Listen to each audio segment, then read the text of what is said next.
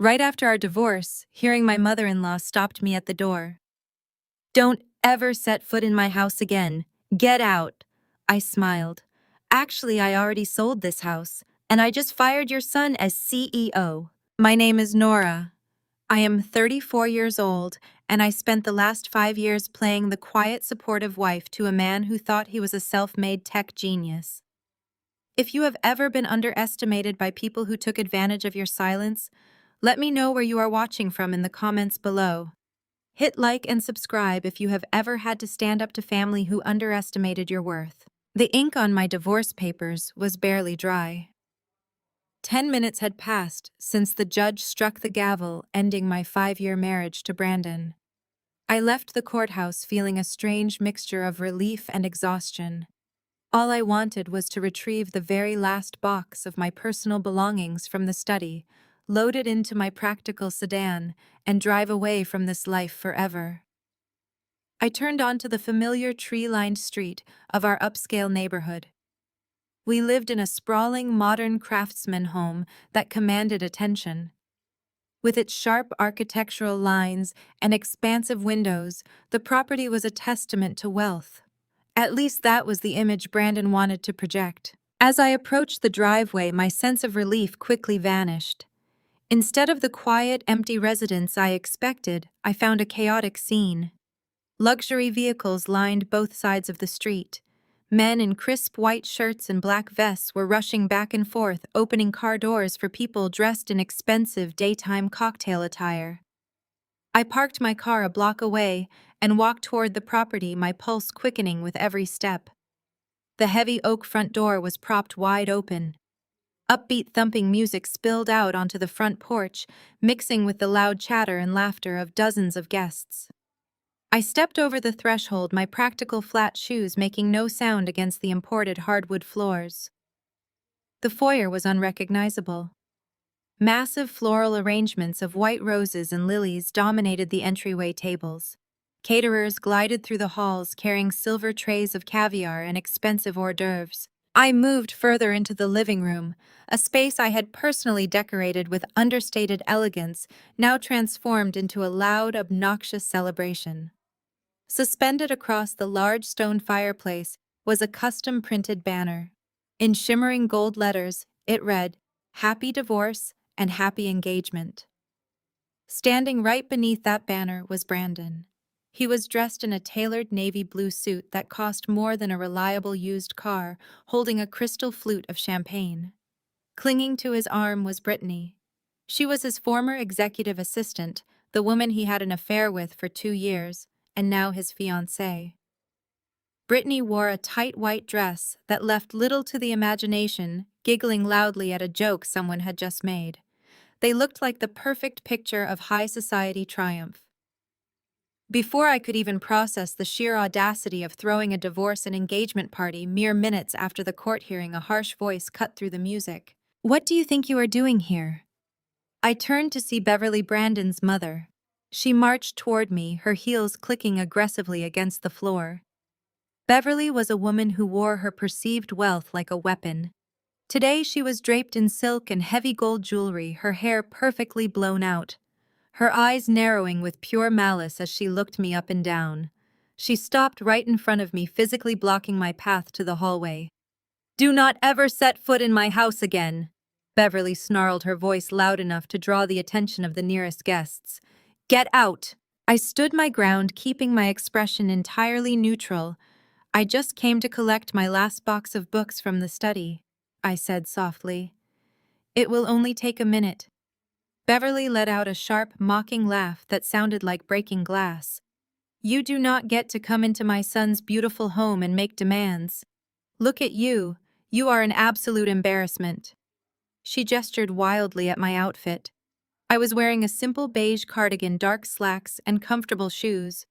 It was the same practical, thrifty wardrobe I had maintained throughout my entire marriage. "You show up looking like a substitute teacher," Beverly continued, her voice dripping with venom. Brandon, noticing the commotion, strolled over with Brittany securely attached to his side. The music seemed to lower slightly as guests turned to watch. "Well, well, well," Brandon announced, projecting his voice so his friends could hear every word. If it is not the newly divorced Nora, did you come to beg for a little extra cash? Because I already gave you a very generous settlement. Brittany giggled, pressing her face against his shoulder. Brandon took a sip of his champagne, looking down at me with an expression of supreme arrogance. I carried you financially for 5 long years, Nora. You contributed absolutely nothing to this lifestyle. Your quiet little freelance bookkeeping jobs barely covered your own grocery bills. I let you live in a mansion. I let you pretend you belonged in this tier of society. And what did I ask for in return? Just a little gratitude. The guests around us began to murmur, some chuckling softly at Brandon's performance. He was playing the role he loved most, the brilliant self-made tech CEO who had graciously tolerated a burdensome, ungrateful wife. He turned to face his audience, raising his champagne glass high. "Listen, everyone," Brandon called out. "Let us give a round of applause for my incredible generosity.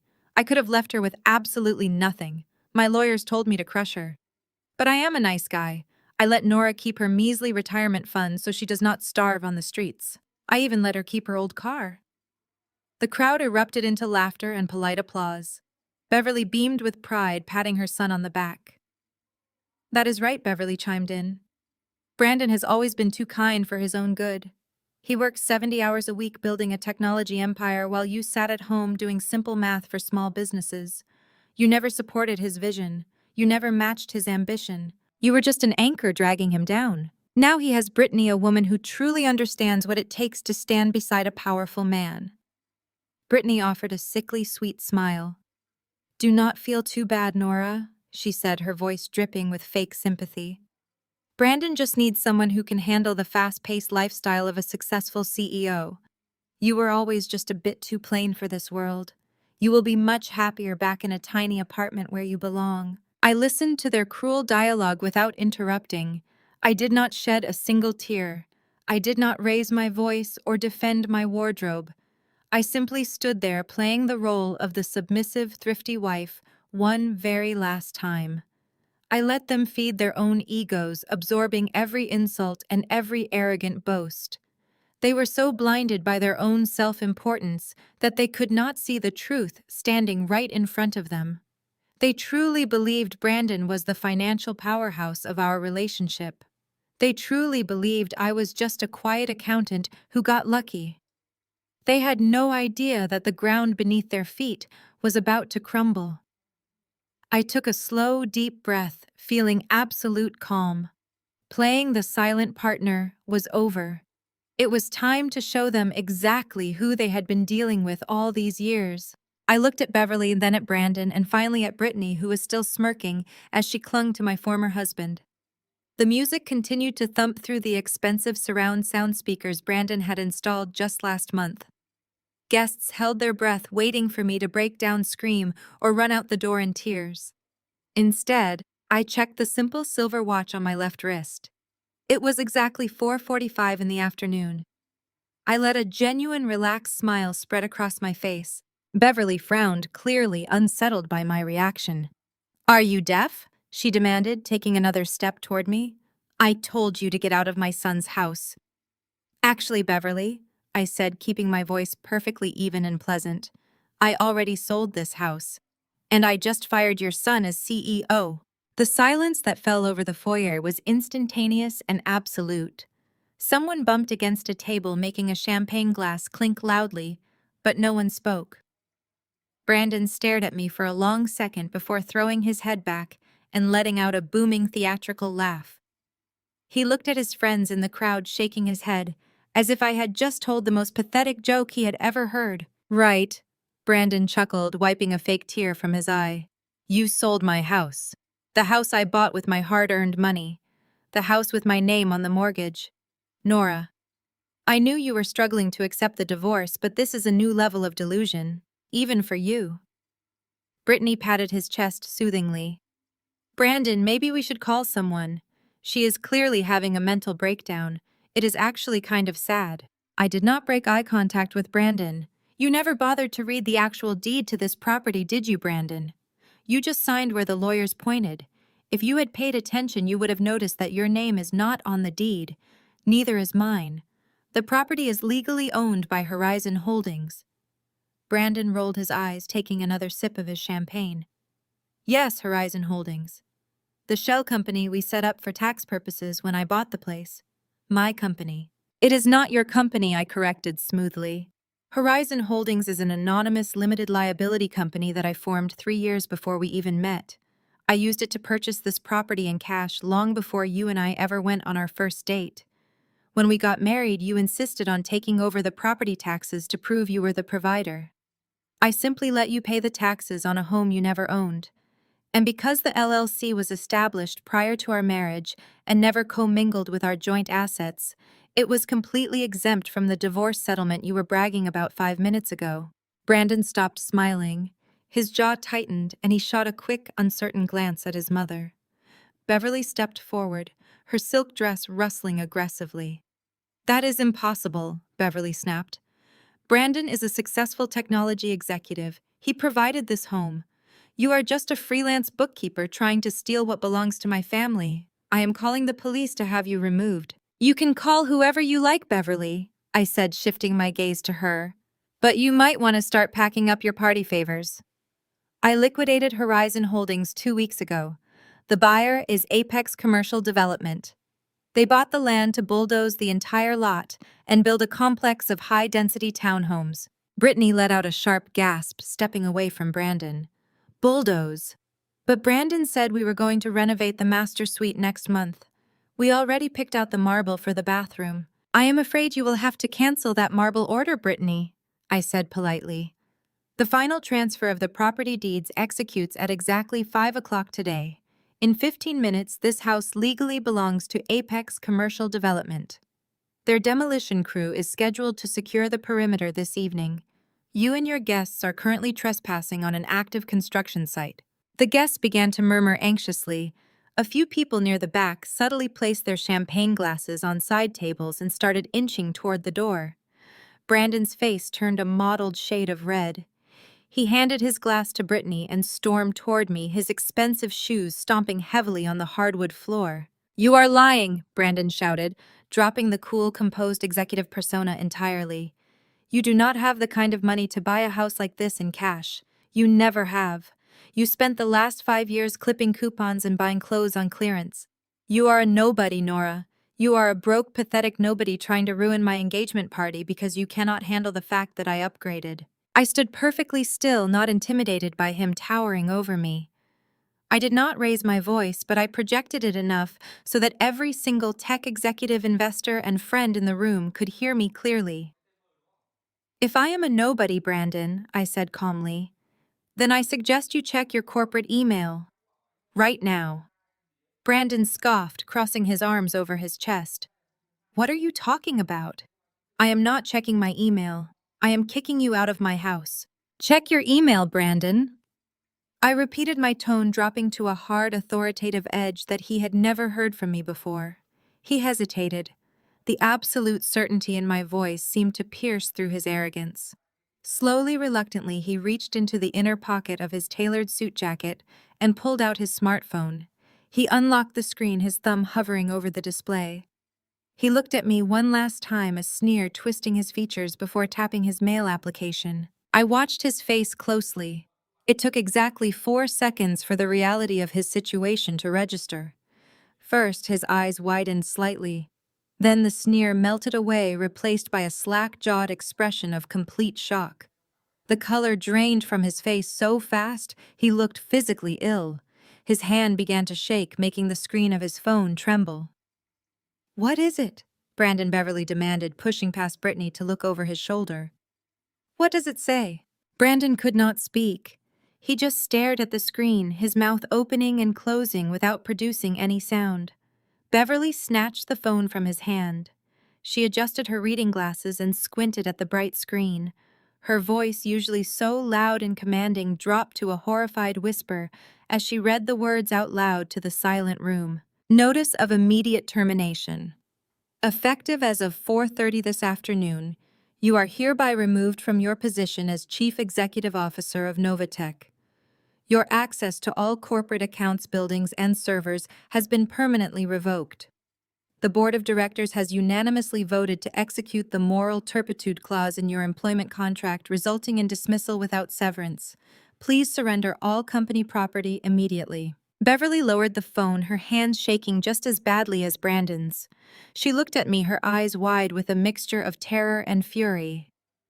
"What is this?" she gasped. "What kind of sick prank are you playing, Nora? You hacked his email. You sent a fake message to scare him.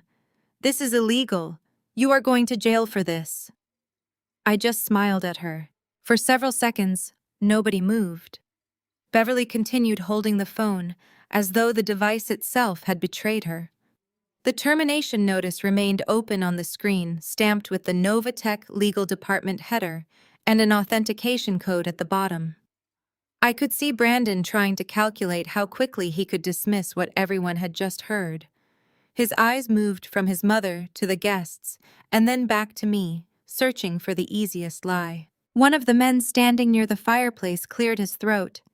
His name was Daniel Mercer, a minority investor in Novatech, and one of the people Brandon had invited specifically to impress. Daniel took out his own phone and opened the secure shareholder portal. Brandon noticed and immediately stepped toward him. "Do not waste your time," Brandon said sharply. "Nora has clearly compromised the system." Daniel did not answer. A moment later, his expression changed. The polite amusement he had worn during Brandon's speech disappeared completely. "There is a board notice here," Daniel said. "It was posted at 4:30. It confirms that Brandon Cole has been removed as Chief Executive Officer effective immediately. It also says an interim executive committee has assumed operational authority pending a formal leadership announcement." A wave of nervous whispers moved through the guests. Several people pulled out their phones at once. The celebration that had seemed so glamorous only minutes earlier began to resemble an emergency shareholder meeting held beneath a banner advertising Brandon's humiliation. Brandon reached for Daniel's phone, but Daniel stepped back. "Give me that," Brandon snapped. "You are looking at a fraudulent page." "It is the same portal I have used for 3 years," Daniel replied. "The notice carries the digital signature of the board secretary and outside counsel. Unless Nora hacked every director, the legal department, and the investor network simultaneously, this appears to be real." Beverly thrust Brandon's phone toward him. "Call the chairman," she demanded. "Call him right now and make him explain this disgusting mistake." Brandon seized the device and called Victor Hale, the chairman of Novatech's board. He placed the call on speaker, still convinced that a public correction would restore his authority. The line rang 3 times before Victor answered. "Brandon," Victor said. His voice came through the speaker with unmistakable weariness. "I was expecting you to call." "Victor, thank God," Brandon replied, forcing a laugh. "There has been a security breach. My ex-wife sent a fake termination notice to my corporate account, and she is telling our investors that I have been removed. Contact IT and issue a correction immediately." There was a long pause. "The notice is not fake," Victor said. The words landed harder than the email. Brandon's posture stiffened. Brittany slowly released his arm. "What do you mean it is not fake?" Brandon asked. "The board convened an emergency session yesterday," Victor replied. "All directors were present. Outside counsel reviewed the evidence. The vote to terminate you for cause was unanimous. Your authority ended at 4:30. Your building access, corporate cards, email privileges, and administrative credentials have been revoked." Brandon looked around the room, suddenly aware that every guest could hear the conversation. "You held a board meeting without me," he said, his voice rising. "I am the founder. You cannot remove me from my own company through a secret vote." "You were notified through counsel," Victor answered. "Your attorney acknowledged receipt this morning. Your participation was not required because the meeting concerned disciplinary action against you. Stop representing yourself as Chief Executive Officer. Any contracts or commitments you make after 4:30 will be considered unauthorized." Brandon lowered his voice. "Victor, Nora is behind this. She is using the divorce to manipulate the board. Whatever documents she gave you are false. Give me 24 hours and I will prove it." "This decision was not based on divorce documents," Victor replied. It was based on internal records, documented policy violations, and conduct that exposed Novatech to material risk. You will receive the complete findings through your attorney. Until then, surrender all company property and do not attempt to access any Novatech system. The call ended. Brandon continued staring at the dark screen. No one laughed now. The people who had applauded his supposed generosity avoided his eyes. A few guests quietly moved toward the foyer. Beverly refused to accept what had happened. She jabbed at the phone as though she could call Victor back and bully him into reversing a unanimous vote. "That man has always been jealous of Brandon," she announced. "This is a conspiracy by weak executives who are terrified of a true visionary." Daniel gave her a long, uncomfortable look. "Victor owns a substantial stake in the company Beverly. He has no interest in becoming CEO. No responsible board removes its chief executive in the middle of a business day without serious cause." "You do not know," my son Beverly snapped. "I know the company in which I invested," Daniel answered. "That is why I am concerned." The shift in the room was immediate. Until then, the guests had been spectators enjoying a cruel performance at my expense. Now some realized their own money and reputations might be tied to Brandon's collapse. Their amusement turned into caution. Their caution turned into distance. His phone vibrated. A security notification informed him that the device was scheduled for remote corporate data removal. He tried to open the executive messaging application, but a red banner flashed across the screen. "Account suspended." Each rejection stripped away another layer of his performance. His breathing grew louder. A thin line of sweat formed at his temple despite the cool air moving through the house. Brittany took a careful step away from him. "Brandon," she said, "you told me the board could never remove you because you controlled the voting shares." "I do control them," he replied too quickly. Daniel looked up from his phone. "According to the latest shareholder statement, you personally hold less than 6%. "That is temporary," Brandon said. "My compensation package includes options." "Unvested options are not voting shares," Daniel replied. Brittany stared at Brandon as if she were seeing him clearly for the first time. He reached for her hand, but she pretended to adjust her bracelet and moved beyond his reach. Beverly noticed and immediately turned her anger toward me. "You planned this humiliation," she said. "You waited until today because you wanted to destroy his engagement party in front of everyone." "I chose today because the divorce decree removed the last legal complication between us," I answered. The timing of this party was Brandon's decision. He created the audience. Brandon lifted his head. The shock in his face hardened into something darker. He looked at the investors checking their phones, the guests edging toward the exit, and Brittany standing several feet away. He could feel the story escaping his control. "Nobody leaves," he ordered. "This is a private celebration," Brandon continued. "Nora is spreading confidential corporate misinformation. Until my legal team arrives, nobody is to repeat anything that happened here." Daniel placed his phone in his jacket pocket. "You no longer have authority over Novatech information," he said, "and you certainly do not have authority over the people in this room." He walked toward the door. Two other investors followed him. Their departure triggered a slow exodus. Couples collected purses and jackets. The caterers exchanged anxious glances. Even the laughter from the patio died away as word of the termination moved through the house. Beverly rushed to block the doorway. "This party is not over," she insisted. "Brandon and Brittany are still engaged. We will not allow Nora's jealous performance to ruin a beautiful family occasion." No one challenged her. They simply moved around her. Within minutes, the crowd had divided into two groups. The first was leaving as quietly as possible. The second remained only because they wanted to witness what Brandon would do next. Neither group believed he was still in control.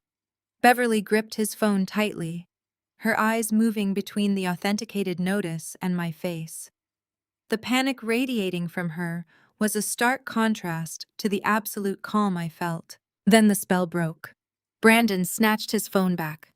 The shock that had temporarily paralyzed his features morphed into a furious, dark red rage. He refused to believe what was right in front of him.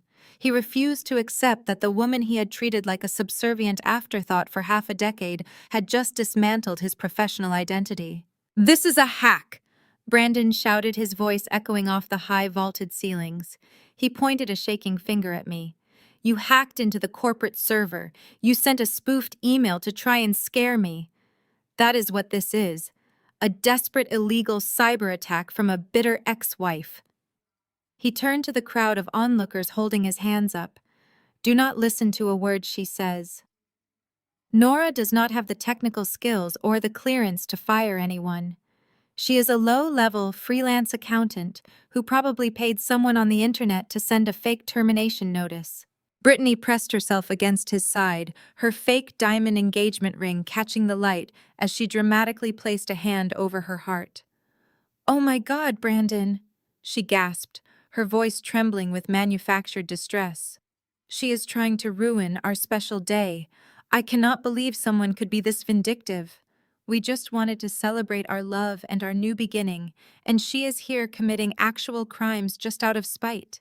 She looked around the room, letting out a theatrical sob.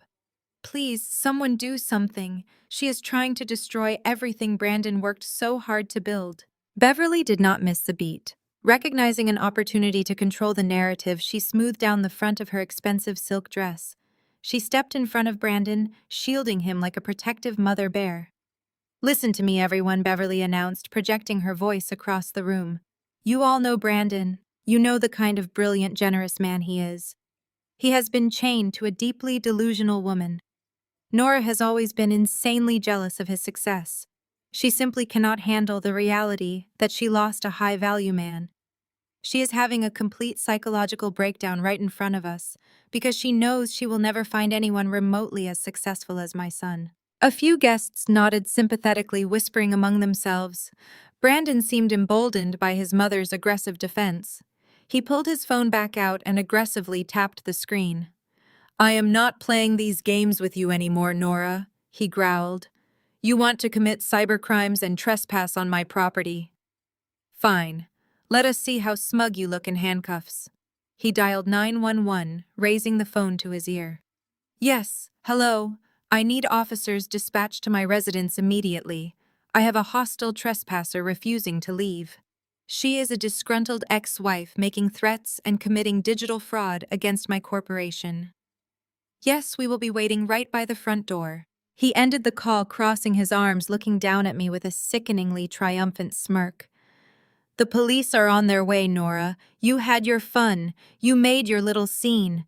But now you are going to face the consequences of breaking the law. I hope you saved some of that measly settlement money for a good defense attorney, because I am going to press maximum charges. I am going to make sure you never work in this city again." The 10 minutes we waited for the police to arrive felt like a bizarre theatrical performance.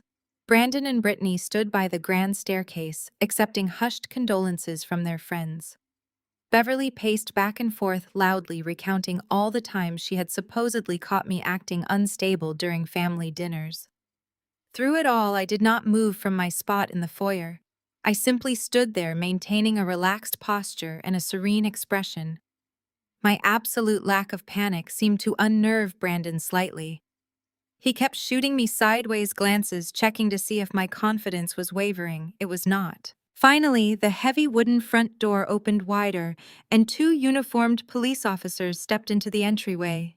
The older officer placed a hand on his duty belt, looking around at the extravagant floral arrangements, the catered food, and the silent crowd of guests.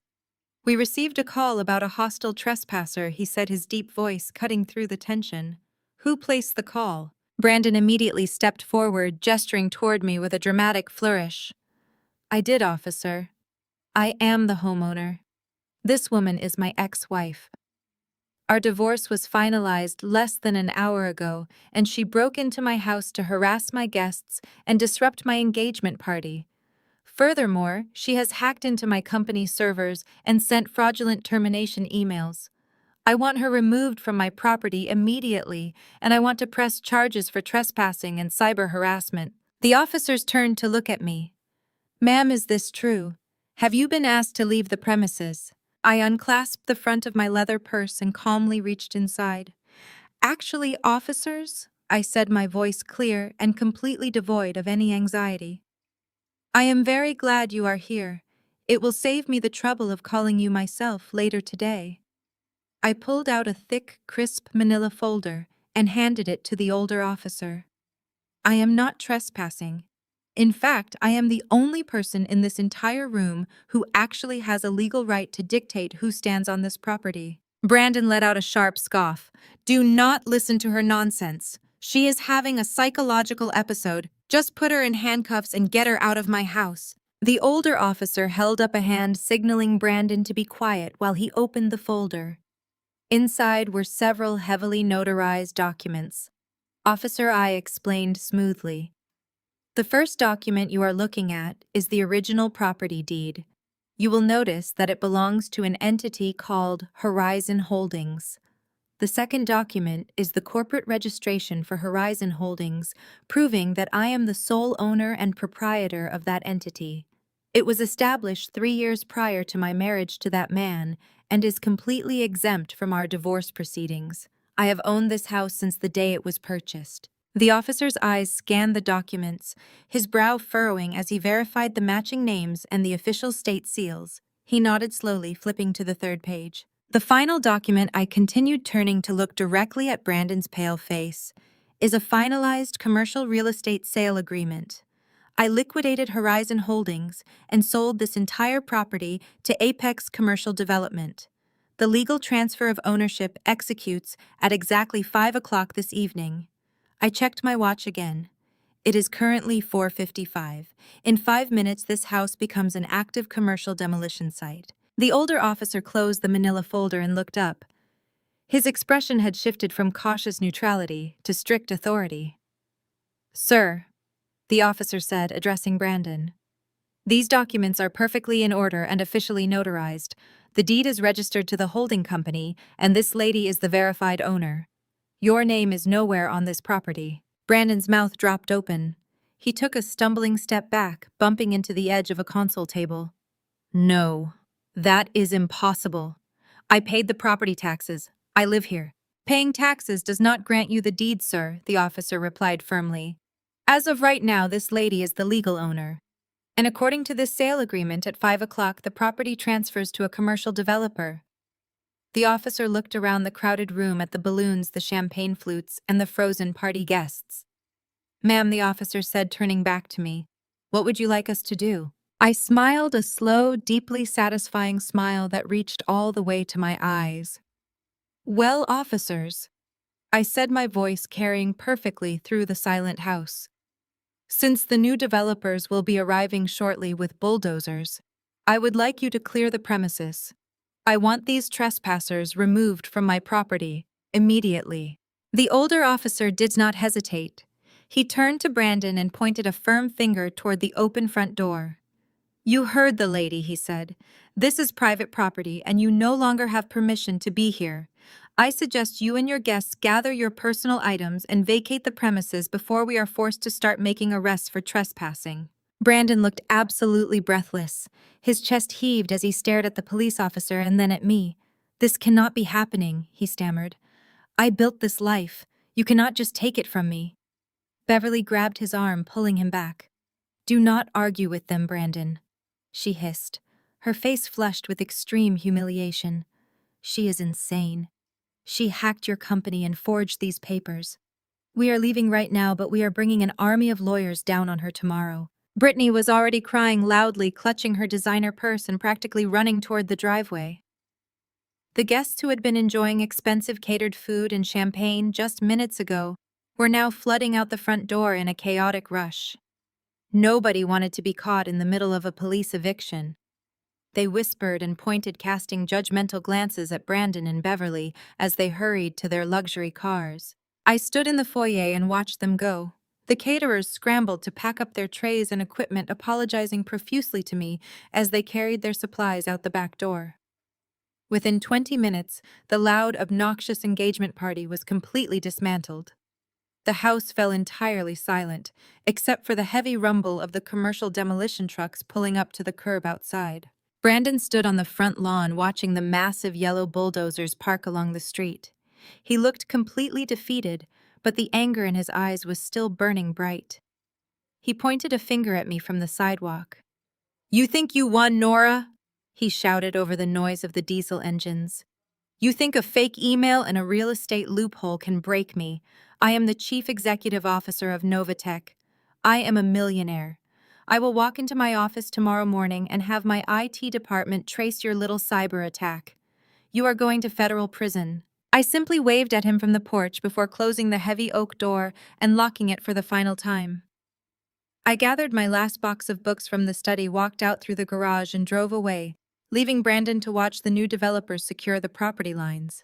The next morning, the sun rose over a crisp, clear city skyline.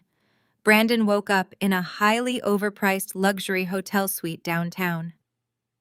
He had been forced to book 2 rooms at an exorbitant premium because Beverly refused to sleep on a sofa, and Brittany had spent the entire night sobbing about her ruined engagement party. Brandon had barely slept.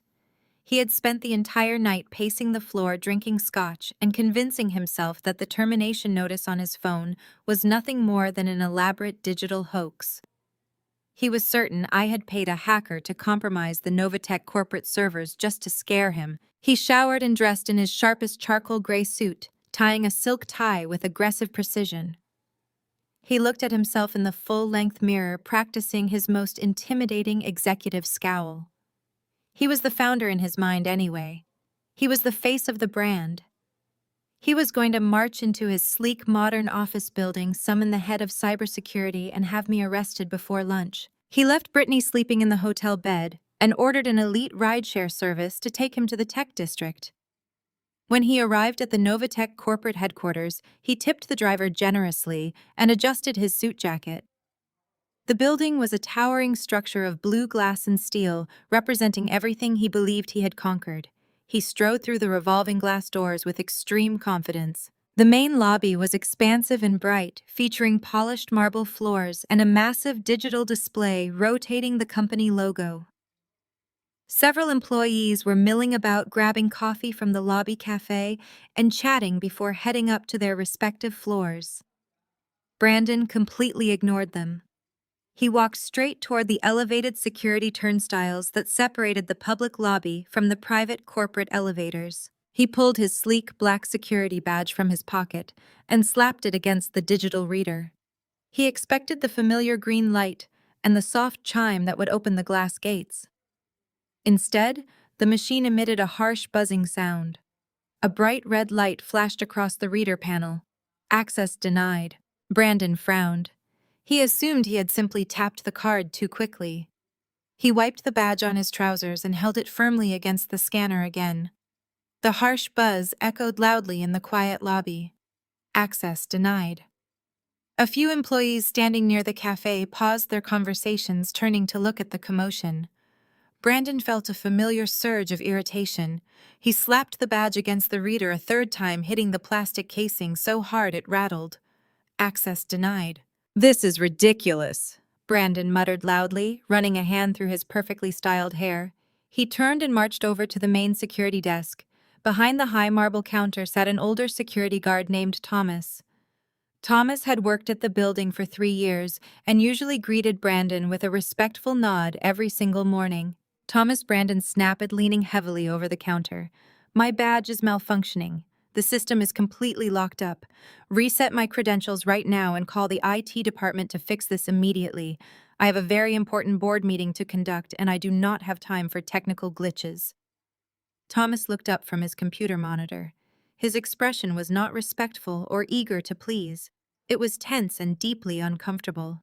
He shifted in his chair, adjusting his uniform collar. "I am sorry," Sir Thomas said, his voice carefully neutral, "but your badge is not malfunctioning. Your credentials have been permanently deactivated in the main system." Brandon stared at him, feeling a cold knot of anxiety form in his stomach, but he quickly buried it under a layer of extreme arrogance. "Deactivated? What are you talking about? I am the chief executive officer of this company. I run this entire operation. You do not deactivate the CEO. Get your supervisor on the phone right now." Thomas shook his head slowly, resting his hands on the desk. "Sir, I do not need to call my supervisor. I received a direct mandate from the board of directors at 4:30 yesterday afternoon.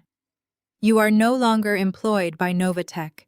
I have strict orders not to let you pass these security gates under any circumstances. For the first time that morning, the certainty in Brandon's posture cracked and raw alarm flashed across his face. Before Brandon could unleash the screaming fit visibly building in his chest, a soft melodic chime echoed through the expansive marble lobby. It was the arrival chime of the private executive elevator. The brushed steel doors slid open with a quiet mechanical hiss. Brandon whipped around, fully expecting to see a board member coming down to clear up this catastrophic misunderstanding. Instead, his breath caught in his throat. Stepping out of the elevator was not a sympathetic board member. It was me. And I was not wearing a beige cardigan or sensible clearance rack flats. I was wearing a flawless tailored charcoal power suit that commanded the space the moment I crossed the threshold. My hair was styled in a sleek professional cut, and my posture radiated absolute authority. I looked like the person who owned the building. Walking behind my right shoulder was Harrison. Harrison was a notoriously ruthless corporate attorney who charged over $1,000 an hour and rarely left his downtown office. He carried a sleek leather briefcase and wore a perfectly neutral expression that managed to be completely terrifying. Brandon stood frozen by the security turnstiles. His eyes darted from my expensive heels to the sharp cut of my blazer and finally to the calm, unbothered expression on my face. The employees lingering in the lobby suddenly went very quiet. I walked deliberately across the polished floor, the sharp click of my heels echoing in the space. I stopped exactly 3 feet away from Brandon, placing myself right on the boundary of the security gates. Harrison stood silently at my side, watching Brandon with the detached gaze of a predator, observing a trapped mouse. "What is going on here?" Brandon finally managed to choke out his voice, a mixture of rage and genuine confusion. "What are you doing in my building, Nora? Why are you dressed like that? And who is this guy?" Harrison smoothly unbuttoned his suit jacket and offered a crisp business card over the glass security barrier. "My name is Harrison Vance," he said, his voice deep and authoritative. "I am the lead corporate counsel representing the majority shareholder of Novatech. I am here to oversee the lawful execution of your termination and to ensure you vacate the premises without damaging company property." Brandon slapped the business card out of Harrison's hand, sending the small white rectangle fluttering to the floor. "I do not care who you are," Brandon shouted, his face turning a deep shade of crimson. "This is my company. I built this place from the ground up. I am the founder and the chief executive officer. Nora, whatever stunt you are pulling right now is going to end with you in handcuffs. You cannot just walk into a multi-million-dollar tech firm and pretend you run things because you are angry about a divorce." I did not flinch when he yelled. I simply looked at him with a mixture of pity and mild amusement. "You really never paid attention to the paperwork, did you, Brandon?" I said, my voice carrying clearly across the lobby. "You loved signing your name on the dotted line, but you never bothered to read the fine print." "What fine print?" Brandon scoffed, crossing his arms defensively. "I secured the initial seed funding for this company 5 years ago.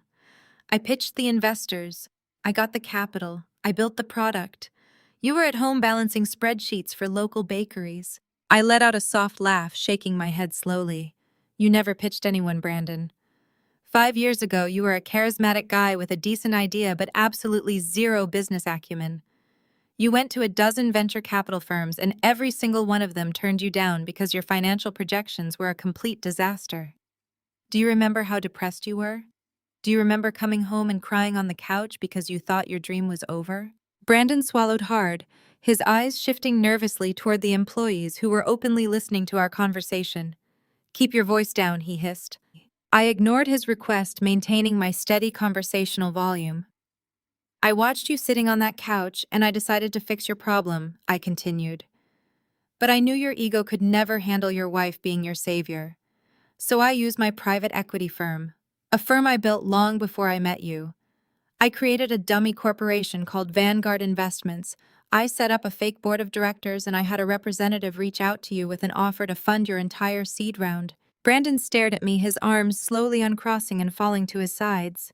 His mouth opened, but no words came out. "You thought you were a genius," I said, taking a single step closer to the glass barrier. "You thought you dazzled those investors with your brilliant pitch. But Brandon, the only person reviewing your pitch, was me. I sat at our kitchen table in my sweatpants while you were asleep, and I rewrote your entire business model. I approved the funding. I wired the money into your corporate accounts. I am Vanguard Investments. I own 82% of this company." "That is a lie," Brandon whispered, his voice trembling. "You do not have that kind of money.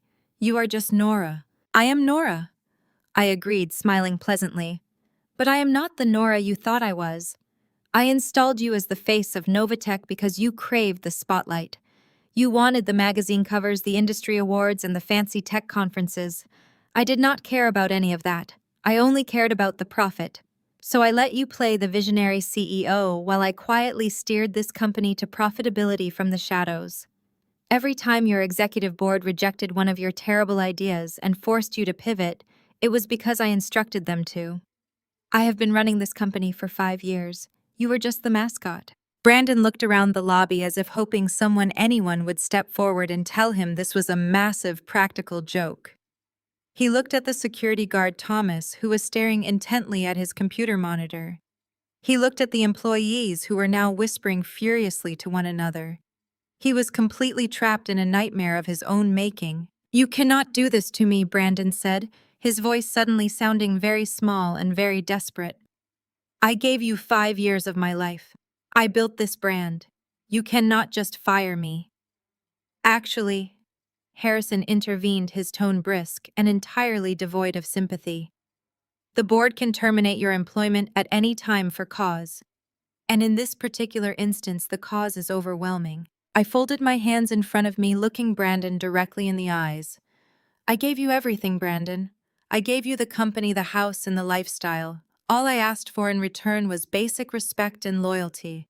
But you could not even manage that. You paraded your mistress around my home. You mocked me in front of your friends. You genuinely believed that I was beneath you." Brandon placed his hands flat against the glass security barrier, his knuckles turning white. "Nora, please," he begged, his arrogant facade completely shattered. "Let us go upstairs and talk about this. We can fix this." I smiled warmly at him. "There is nothing left to discuss, Brandon," I said, walking away. I turned on my heel and continued my path toward the private executive elevator. My posture remained straight, my footsteps echoing with a confidence against the marble floor. I could hear the sharp intake of breath from the employees gathered in the lobby. They were watching their former boss completely unravel in real time. For 5 years they had been subjected to his temper tantrums, his unreasonable demands, and his constant need for validation. Now they were watching him lose everything. "Wait, Nora!" Brandon shouted. His voice cracked with a frantic energy. He lunged forward, breaking past the security turnstiles and reaching out to grab my shoulder before I could step away. Before his fingers could graze my suit, Harrison stepped smoothly between us. The attorney did not raise his voice or make any movements, but his presence was an impenetrable wall of authority. "I highly recommend you keep your hands to yourself," Brandon Harrison said, his tone dangerously quiet. "Assaulting the majority shareholder in front of 24 witnesses and building security will only complicate your legal situation." Brandon froze, his hands suspended in mid-air. He looked at Harrison, then shifted his gaze back to me. "You cannot just fire me without cause," he stammered, his chest heaving as he tried to regain some semblance of his executive persona. "I have an employment contract. I have a golden parachute clause. You owe me millions of dollars in severance. You cannot just leave me with nothing." I stopped walking and turned slowly to face him. The desperation in his eyes was pitiful. I looked at the man I had shared a home with, the man who had paraded his mistress through my living room, and felt no remorse. "I know exactly what is in your employment contract, Brandon," I said, my voice projecting clearly. "I am the one who drafted it. And if you had bothered to read past the salary figures, you would have noticed Section 4, Paragraph 2. The moral turpitude clause." Brandon blinked, his face contorting in confusion. "What are you talking about?" "The board of directors holds the right to terminate your employment immediately," and without compensation if you engage in behavior that brings public disgrace to the company or violates fundamental ethical standards, I explained. Your rampant infidelity with your executive assistant was a gross violation of corporate policy. Your public relations disasters, including that drunken altercation at the tech summit last month, have cost this company valuable partnerships. And your gross financial incompetence has forced the board to restructure our budget just to cover your careless mistakes. That is absurd, Brandon scoffed, though his voice was shaking. Every tech founder plays hard. That is part of the culture. You cannot invoke a morality clause over a messy divorce and a few wild parties. It is not just the divorce, Brandon Harrison interjected, smoothly opening his briefcase and pulling out a document. It is the documented pattern of erratic behavior that directly jeopardized the financial stability of Novatech. The board held an emergency vote yesterday afternoon. The decision was unanimous. You are officially terminated for cause. That means your golden parachute is void. Your stock options are revoked. You are walking out of this building with zero severance, not a single cent. Brandon stared at the legal document in Harrison's hand as if it were a venomous snake.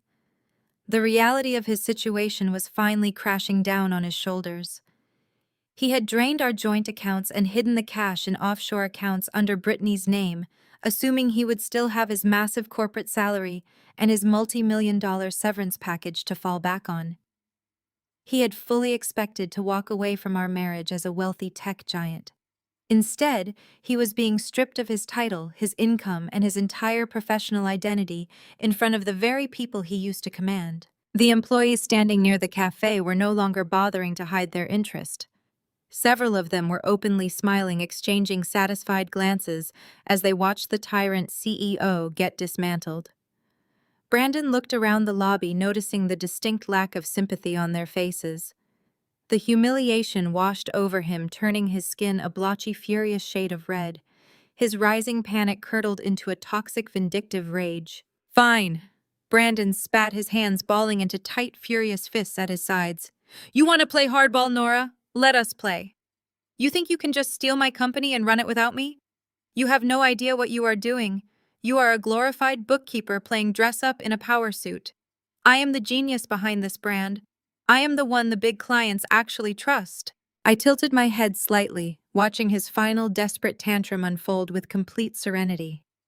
"You are certainly welcome to your grand delusions, Brandon," I said softly. "They are not delusions," he shouted, taking an aggressive step closer to the security barrier, his voice echoing loudly. "You might have the building and the corporate name on the wall, but I have the source code. I know every single proprietary algorithm this tech company uses. And more importantly, I have the absolute unwavering loyalty of our top 3 clients. They signed their contracts with Novatech strictly because of me. They believe in my vision for the future." I maintained my serene expression, remaining completely unfazed by his empty theatrical threats. "I am going to start a rival company by the end of the week," Brandon declared, his eyes burning with pure, blinding hatred. "Brittany and my mother have incredible connections with the wealthiest investors in this city. High society families who actually respect me.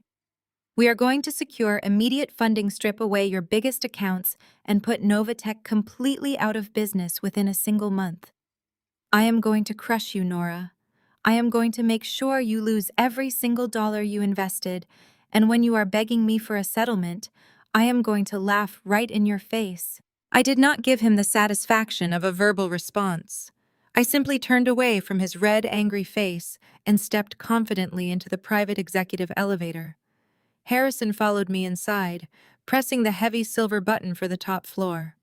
The brushed steel doors slid shut, cutting off the loud sound of Brandon screaming empty, desperate threats at the lobby security guards. The elevator ascended smoothly, whisking us away from the toxic chaos of the lobby floor. I let out a long, slow exhale, feeling the tight rush of adrenaline slowly recede from my veins. The public confrontation had been exhausting, but it was deeply necessary. We stepped out onto the penthouse floor, where the atmosphere was entirely different. The executive suite was a beautiful haven of quiet power, featuring expansive floor-to-ceiling glass walls that offered a breathtaking panoramic view of the bustling city skyline. It was the grand empire I had built with my own hands, and it finally felt like it truly belonged to me. I walked into the massive corner office and took my rightful seat behind the sleek mahogany desk. I felt a profound sense of true victory settling warmly over me. I had excised the terrible infection from my company and taken back my life. But as I settled comfortably into the expensive leather chair, Harrison did not share my relaxed, peaceful demeanor. He walked purposefully over to my desk, his sharp expression unusually grim and serious. He opened his briefcase and pulled out a massive, incredibly ominous file folder, dropping it heavily onto the polished wood surface right in front of me. I looked down at the thick stack of papers and then back up at my attorney. "What is this, Harrison?" I asked, my strong sense of victory faltering slightly. Harrison placed both of his hands flat on the desk, leaning forward with a very heavy, tired sigh. "Brandon was not just cheating on you, Nora," he said, his voice deadly serious. "He was cheating the company." The silence in the penthouse office suddenly felt suffocating. I stared at the thick manila folder resting on the polished mahogany wood. My mind struggled to process the heavy weight of Harrison's words. Cheating the company. The phrase echoed in my head, bouncing against the walls of the glass suite. I had anticipated Brandon draining our personal joint accounts because that was a predictable act of petty revenge from a bitter ex-husband. But stealing from Novatech was an entirely different level of betrayal. It was not just a personal slight, it was a severe corporate crime. I reached out and flipped open the heavy cover of the file. Inside was a stack of financial printouts, bank statements, and internal routing logs. The pages were covered in bright red highlights and yellow sticky notes. I looked up at Harrison, who had moved to the leather chair opposite my desk. "How bad is it, Harrison?" I asked, keeping my voice strictly professional despite the cold dread pooling in my stomach. Harrison unbuttoned his suit jacket and sat down, crossing one leg over the other. "Our internal auditors flagged a series of highly irregular vendor payouts late last night," he explained. "They were conducting the standard asset freeze protocols we initiated for your divorce proceedings. While they were locking down Brandon's executive corporate cards, they noticed a recurring pattern of massive expenditures routed through the research and development department. Brandon had exclusive oversight of that specific division. He insisted on it during the last board meeting, claiming he needed absolute creative control to finalize the new software patch." I felt my jaw tighten. I remembered that board meeting vividly. Brandon had thrown a massive tantrum, arguing that the oversight committee was stifling his visionary process. I had granted him the autonomy because the product launch was critical, and I wanted to keep the peace. It turned out he was not protecting his creative vision. He was protecting a crime scene. I pushed my chair back and stood up, walking over to the expansive glass windows. I looked out over the city, taking a slow, deep breath. The initial rush of triumph I felt in the lobby was completely gone. In its place was a sharp, cold focus. I was not just a wronged wife anymore. I was the majority shareholder of a multi-million-dollar venture capital firm, and someone had just stolen from my vault. "Let us pull up the raw data," I said, turning back to the desk. "I want to see the ledgers myself. Every single line item." I sat down and booted up my secure desktop computer. My fingers flew across the keyboard, bypassing the standard employee portals and logging directly into the encrypted private servers. For years, I had played the role of the quiet, thrifty accountant, balancing modest books for local businesses. It was the perfect cover. In reality, my financial skills were razor-sharp, honed by years of managing massive private equity portfolios. I knew how to track money. I knew how to find the cracks in a balance sheet. And I knew exactly how Brandon operated. Harrison stood up and walked around the desk, pointing to a specific directory on my monitor. "Start with the third quarter R&D expenditures," he instructed. "Pay close attention to the offshore contractor payments." I clicked into the directory and opened the master spreadsheet. Thousands of rows of data populated the large, high-definition screen. To an untrained eye, it looked like a normal, healthy corporate budget. There were software licensing fees, hardware acquisitions, server maintenance costs, and independent contractor invoices. But as I began to cross-reference the outgoing wire transfers with the approved vendor list, a disturbing pattern immediately emerged. I pulled up a secondary window, logging into the corporate banking portal to verify the routing numbers. My eyes scanned the glowing screen tracking the flow of capital. The numbers were staggering. "This cannot be right," I murmured, leaning closer to the monitor. Brandon authorized a wire transfer for $250,000 to a company called Apex Data Solutions in August. Then he authorized another transfer for $300,000 to the same company in October. I highlighted the rows, pulling up the corresponding invoices. I clicked on the vendor profile for Apex Data Solutions. The corporate address listed was a generic post office box in Delaware. There was no website. There was no contact name other than a registered agent.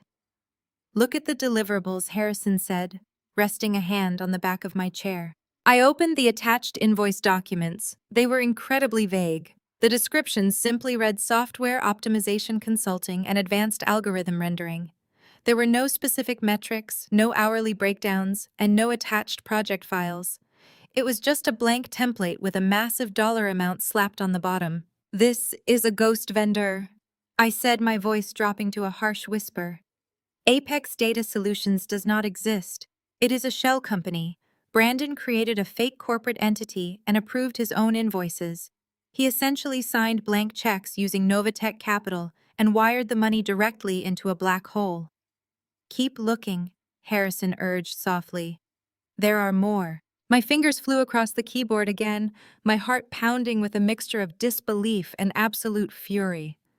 I dug deeper into the research and development ledgers, pulling up every single third-party vendor that had been approved exclusively by the chief executive officer over the past 18 months.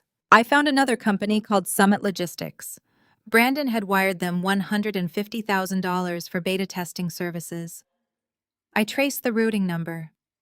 It led to a private bank account in the Cayman Islands. I found a third company called Zenith Tech Partners.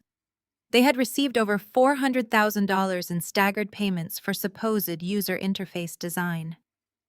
Their registered corporate address was a vacant strip mall in Nevada. The sheer scale of the theft was breathtaking. I kept opening files, running algorithms to isolate any payment over $50,000 that lacked a corresponding project deliverable. The spreadsheet filled with bright red warning flags. Line after line of corporate capital bleeding out of the company under the guise of technological research. I sat back in my leather chair, staring at the monitor. My eyes burned from the bright blue light of the screen. The total calculated at the bottom of the spreadsheet was a massive seven-figure sum. "He stole $1.4 million. I said, my voice trembling with a cold, controlled anger. Over the course of 18 months, Brandon embezzled nearly $1.5 million directly from the corporate reserves. Harrison nodded, walking back to his seat and closing his briefcase. "And he did it using the very autonomy you granted him." He knew the board rarely audited the raw data because tech development is expensive and hard to quantify. He used the complexity of software engineering as a smokescreen to bleed the company dry. I pressed my hands against my eyes, taking a long breath. I felt so incredibly naive and completely foolish. I had been so focused on managing the big picture, so focused on letting him play the visionary genius, that I had completely missed the parasite feeding on the host. I had funded his company and handed him the keys to the kingdom, and he had used those keys to rob me blind. I sat in the heavy silence of the penthouse office, letting the reality of Brandon's betrayal settle over me. The betrayal was no longer merely personal. It was embedded in the company ledgers, hidden behind invoices, routing numbers, and deliberately manufactured corporate identities. The sheer audacity of his actions made my chest tight, but I refused to let the anger overwhelm my logic. I needed to see exactly where my money had gone. I leaned forward, resting my elbows on the polished mahogany desk. "We need to pierce the corporate veil on these shell companies," I told Harrison. "I want to know exactly who registered Apex Data Solutions and Zenith Tech Partners." Harrison pulled out his secure laptop and connected it to the firm's private network. He was already typing before I finished my sentence. We can run a cross-reference through the state corporate registries. He said, his eyes locked on his screen. Shell companies are usually layered to hide the true beneficiaries, but people who commit corporate fraud for the first time always leave a digital fingerprint. They get sloppy because they think they are smarter than the auditors. I turned my attention back to my own monitor. I began pulling the secondary banking data, requesting the raw wire transfer receipts from our corporate banking portal. Every time Brandon authorized a payment to one of these ghost vendors, a digital signature was generated. I wanted to match those timestamps with his personal calendar. I cross-referenced the dates of the massive payouts with the days he claimed to be away on emergency business trips or late-night strategy sessions. It was a perfect match. Every time he stole a massive chunk of capital, he was completely unaccounted for at home. "I have something," Harrison announced, breaking the quiet hum of the office. He turned his laptop screen toward me. Apex Data Solutions and Zenith Tech Partners are both registered under a parent holding company located in Nevada. The parent company is called B&B Enterprise Group. It was incorporated 14 months ago. B&B. I repeated the letters, leaving a bitter taste in my mouth. Brandon and Brittany. He was not even trying to be creative. He had just lazily filed the official paperwork using a standard registered agent service to hide both of their names from the public commercial registry. But the registered agent has to maintain a record of the actual managing directors, Harrison pointed out, tapping the screen. I just ran a deep background search through our legal database. The managing director of B&B Enterprise Group is listed as Brittany Evans. Brandon did not just funnel the money into a random account. He wired $1.4 million directly into a corporate entity controlled entirely by his mistress. The pieces of the puzzle slammed into place with terrifying clarity. Brandon knew that if he transferred Novatech funds directly into his personal checking account, our financial oversight software would trigger an immediate audit. So he used his authority as chief executive officer to approve fake invoices for non-existent software development. He sent the company capital to a Nevada holding company and let Brittany act as the sole managing director of the stolen funds. "I need to see the outgoing expenditures for B&B Enterprise Group," I said, my voice dropping to a low, dangerous pitch. If Brittany is the managing director, then her financial footprint is attached to those accounts. Harrison initiated a subpoena request draft on his computer. "We cannot access her private bank records without a court order," he cautioned. "But we can search public commercial records and cross-reference her name with recent high-value transactions in the city. Wealthy people leave massive public footprints, Nora. If she spent that money, we will find the receipts." We spent the next 2 hours digging through commercial lease registries, luxury vehicle acquisitions, and high-society press releases. It did not take long for the extravagant truth to reveal itself. Brittany was not just sitting on the stolen cash. She was burning through it at a staggering rate. Harrison pulled up a commercial real estate database. "Look at this," he said, tracing a line of data with his pen.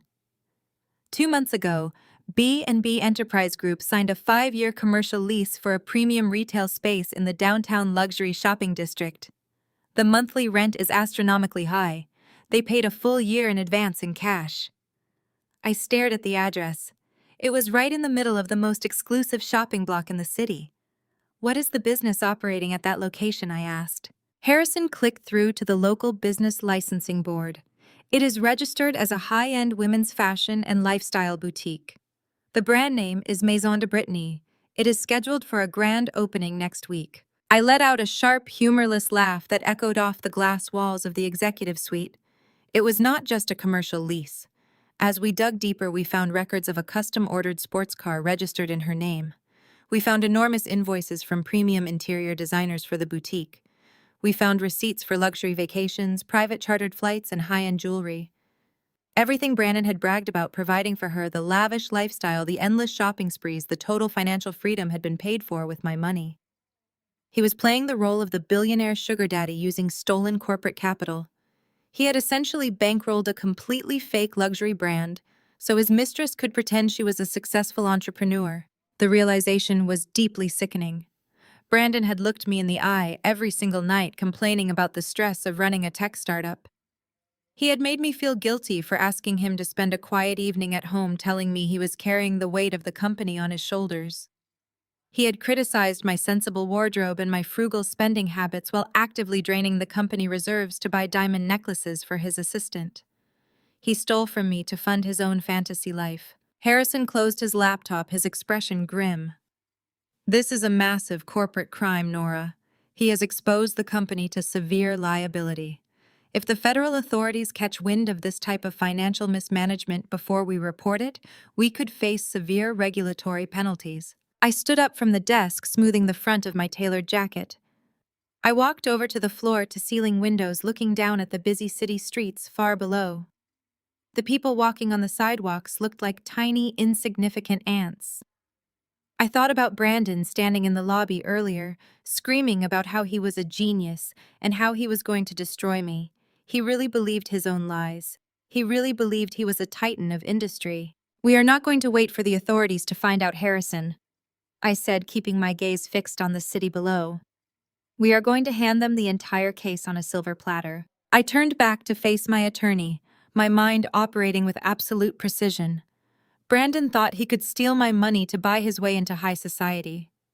He thought he could use my company to build a fake empire for his mistress. He is going to learn very quickly what happens when you steal from the woman who actually owns the bank. The standard protocol for a corporate breach of this magnitude is a civil lawsuit. "Nora," he said, his voice steady, "we can file an emergency injunction by tomorrow morning. I will have a team of litigators freeze every single asset associated with Brandon Brittany and their shell company. We can lock down their commercial lease, their bank accounts, and any physical property they purchased with the stolen funds." "A civil suit gives us total control over the narrative," Harrison continued. "We drag them through civil court until they are drowning in legal fees they cannot pay. Eventually, they will have absolutely no choice but to settle. We force Brandon to sign a strict non-disclosure agreement. We recover the remaining capital from the fake boutique, and we quietly sweep the rest of the mess under the rug to protect the public reputation of Novatech. It gets all your money back." I thought about all the 5 years I had spent wearing practical, sensible clothes while Brandon used my hard-earned capital to buy diamond necklaces for his mistress. He believed that because I was quiet and reserved, I was also very weak. "If we sue him civilly, Harrison," I said, my voice low, "what are the actual consequences for him?" "He will be completely bankrupt." Harrison shifted slightly in his chair. "His professional reputation in the tech industry will be ruined. He will spend the next 10 years paying off a settlement debt to this company. But he will not go to prison," I pointed out, holding my attorney's gaze. "A civil suit means he gets to negotiate. It means his lawyers get to sit in a room with my lawyers and barter over how much of my money he gets to keep. He will drag the process out for years, claiming he was entitled to executive bonuses. He will spin a story about how this is just a bitter divorce dispute masquerading as a corporate disagreement. That is always a massive risk with civil litigation," Harrison admitted. "Defendants like Brandon are incredibly arrogant. They tend to fight tooth and nail until the very bitter end. But a civil suit guarantees we recover at least a significant portion of the embezzled funds. If we take this out of the civil arena, we lose control over the timeline." "I do not care about the timeline, Harrison," I said, leaning forward. "Honestly, I do not even care about recovering the stolen money right now. I have enough capital to absorb the loss without compromising the operational budget of this company. I care about absolute justice. I want Brandon to face the full, unmitigated consequences of his actions. I want him to realize that he cannot manipulate and steal his way through life without paying the ultimate price." "What exactly are you proposing, Nora?" "I am proposing that we stop treating this like a simple contractual dispute," I replied. "Brandon did not just break a corporate rule. He committed massive, deliberate financial crimes. He engaged in wire fraud across state lines. He fabricated corporate invoices. He laundered money through a Nevada shell company to fund a fake retail business. These are very severe federal offenses. A federal criminal investigation would be an absolute bloodbath. It means handing the mess over to the government and letting the justice system crush Brandon completely." "If we hand this over to federal prosecutors," Harrison warned quietly, There is absolutely no turning back. Once the government takes the case, we cannot simply drop the charges if we change our minds. They will tear Brandon's life apart, piece by piece. They will raid his new office and seize everything Brittany owns. It will be incredibly public and incredibly ruthless. That is exactly what I want, I said without hesitation. I want the federal government to tear his life apart. I want him to sit in a cold interrogation room and try to explain his fake algorithms to an armed federal agent. I want him to understand the true meaning of power. Harrison smiled a slow, sharp smile that mirrored my determination. Then we have a lot of work to do, he said, opening his laptop. The federal authorities will need a perfectly wrapped package.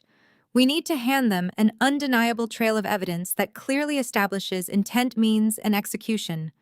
They need to see the crime handed to them on a silver platter. We spent the next 4 hours turning my executive office into a digital war room.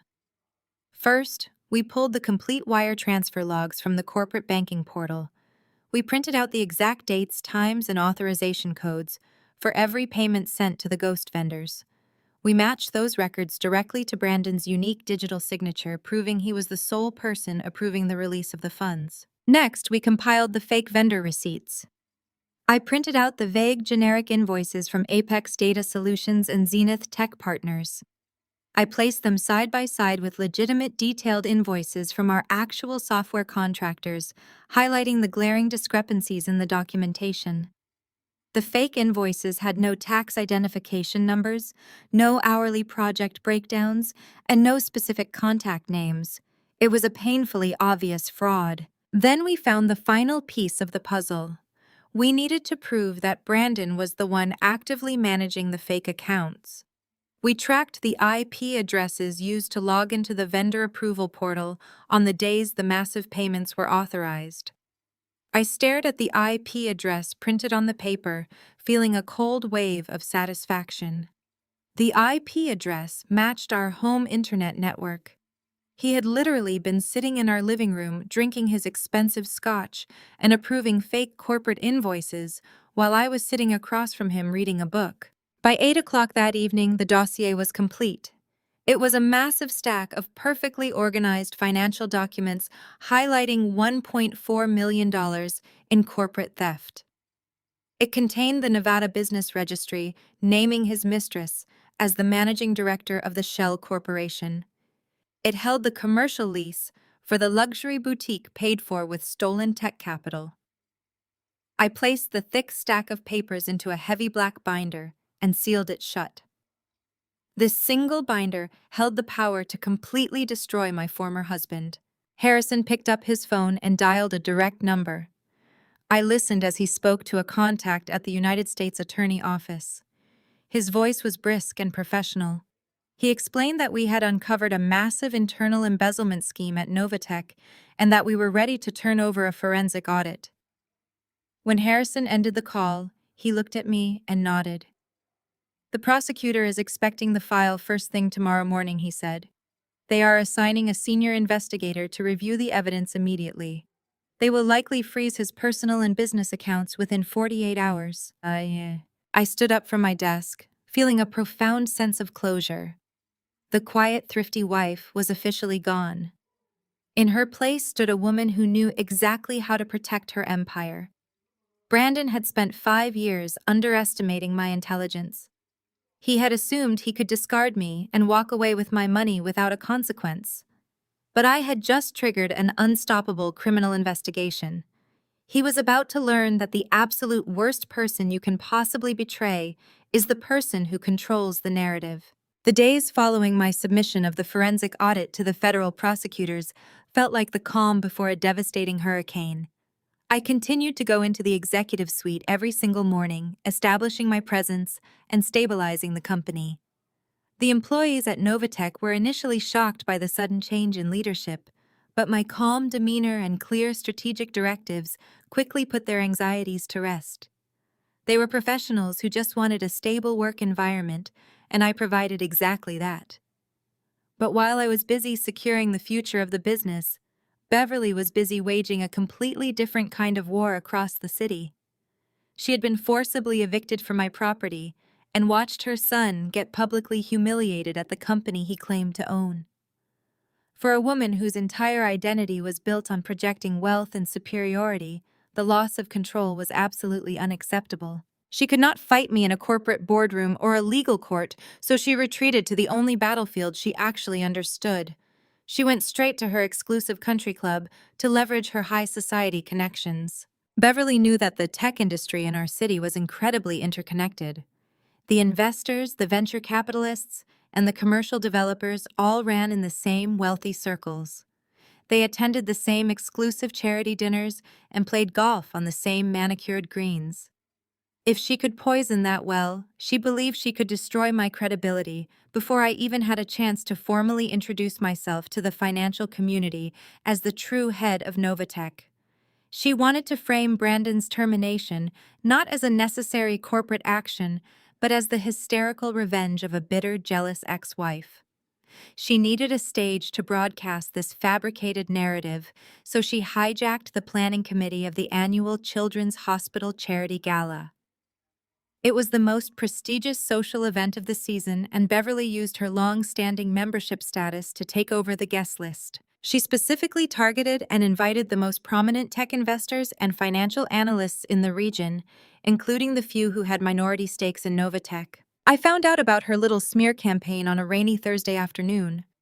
Harrison walked into my office carrying a stack of printed emails and holding his phone with a deeply annoyed expression. He sat down across from my desk and informed me that Beverly had been making phone calls non-stop for the past 3 days. She was telling anyone who would listen that I was completely mentally unstable. She spun a wild story about how the divorce had pushed me over the edge, causing me to illegally seize control of Brandon's company out of pure spite. She was telling our investors that I had absolutely no business experience, that I was bankrupting Novatech with my erratic decisions, and that Brandon was currently working on a massive lawsuit to save the corporation from my vindictive clutches. It was a pathetic and desperate attempt to save his reputation, Harrison told me, setting his phone on the desk. But the problem is that she is very loud, and she knows how to manipulate these socialites. Some of our minority investors are getting nervous, Nora. They do not know you. They only know the quiet wife persona Brandon paraded around at company holiday parties. If they start believing her rumors, it could cause a panic. They might demand an emergency shareholder meeting or try to pull their capital before the federal investigation becomes public knowledge. We cannot afford that kind of financial turbulence right now. I listened to Harrison without interrupting, my hands folded neatly on my desk. Beverly was playing a very dangerous game of gossip, while completely oblivious to the federal criminal investigation currently breathing down her son's neck. She thought she could win a war of whispers. I realized in that moment that I could not just sit in my glass tower and let her control the conversation. I had to step into her territory and dismantle her narrative face to face. "When is this charity gala taking place?" I asked calmly. "It is this Saturday evening," Harrison replied, "at the Oakwood Country Club. It is a strictly invitation-only black tie event. I can have a cease and desist order drafted and delivered to her by tomorrow morning, but I do not think a piece of paper is going to stop her from talking." "A piece of paper will only make her talk louder," I agreed.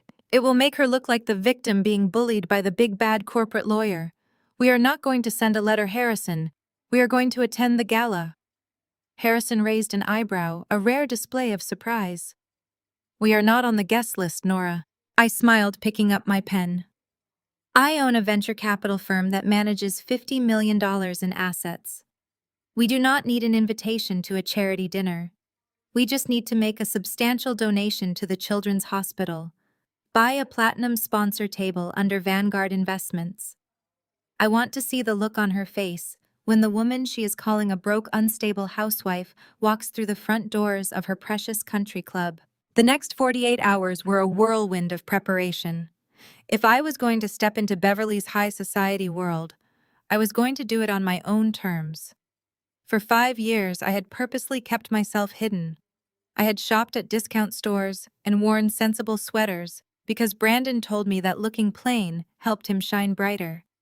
I had willingly dimmed my own light to accommodate his massive, fragile ego.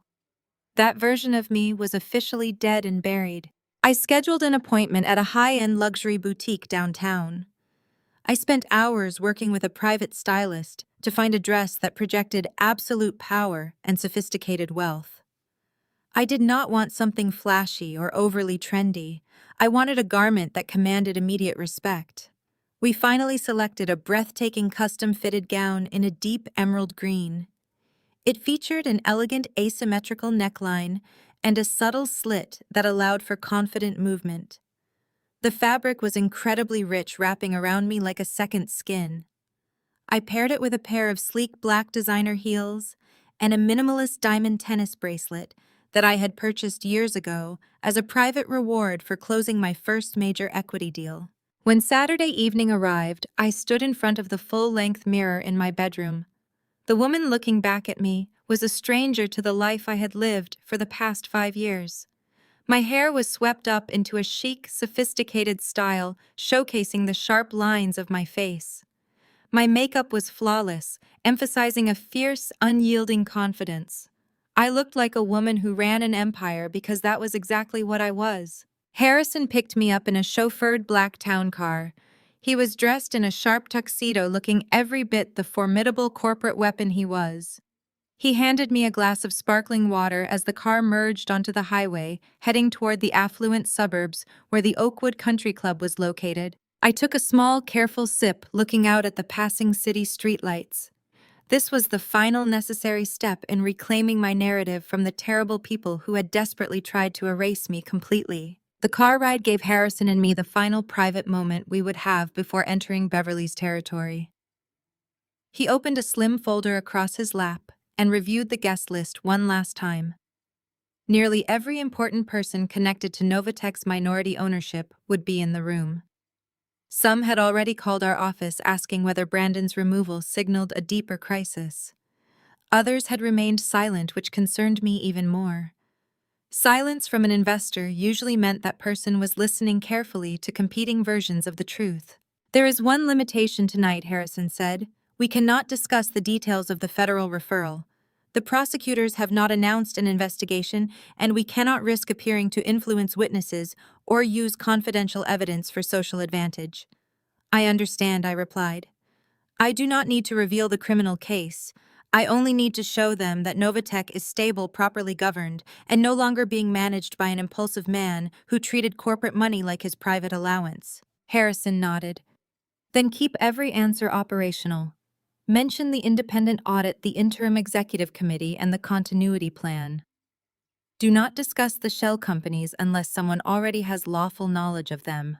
The town car passed through the tall iron gates of Oakwood Country Club. Manicured lawns stretched toward a white stone building, glowing beneath rows of warm exterior lights. Valets moved rapidly between luxury vehicles.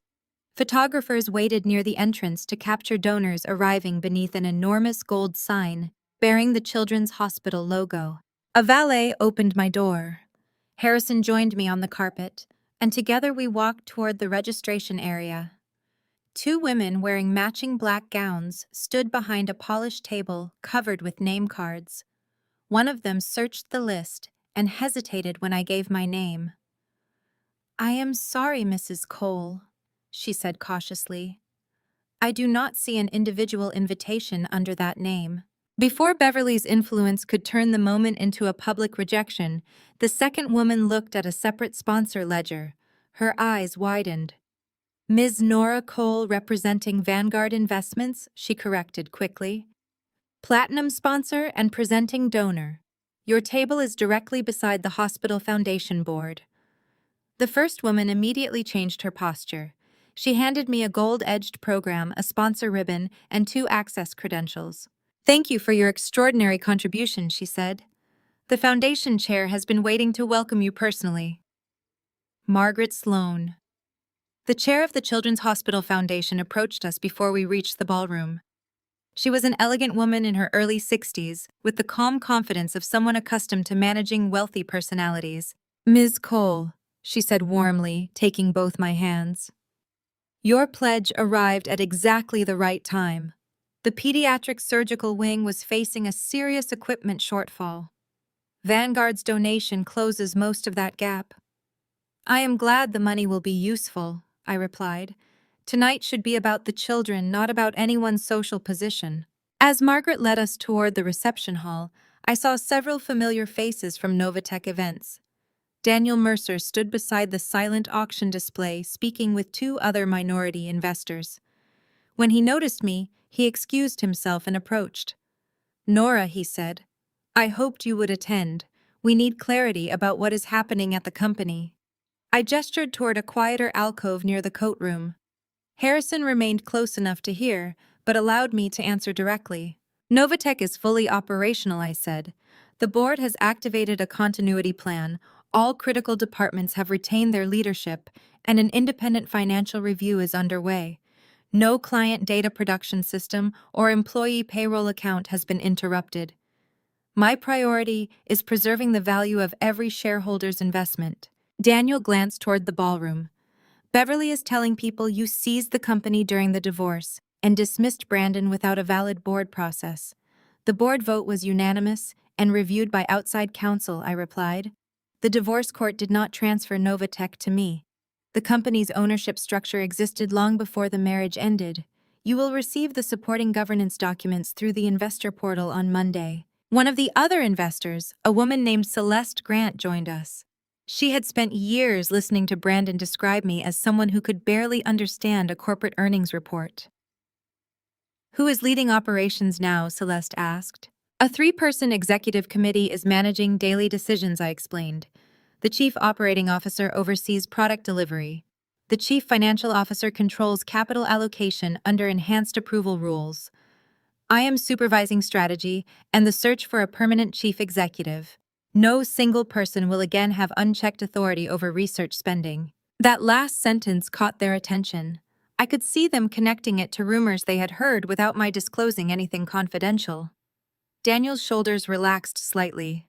"That is more concrete information than Brandon gave us during the entire last quarter." Because he preferred applause to accountability, I thought, but I did not say it.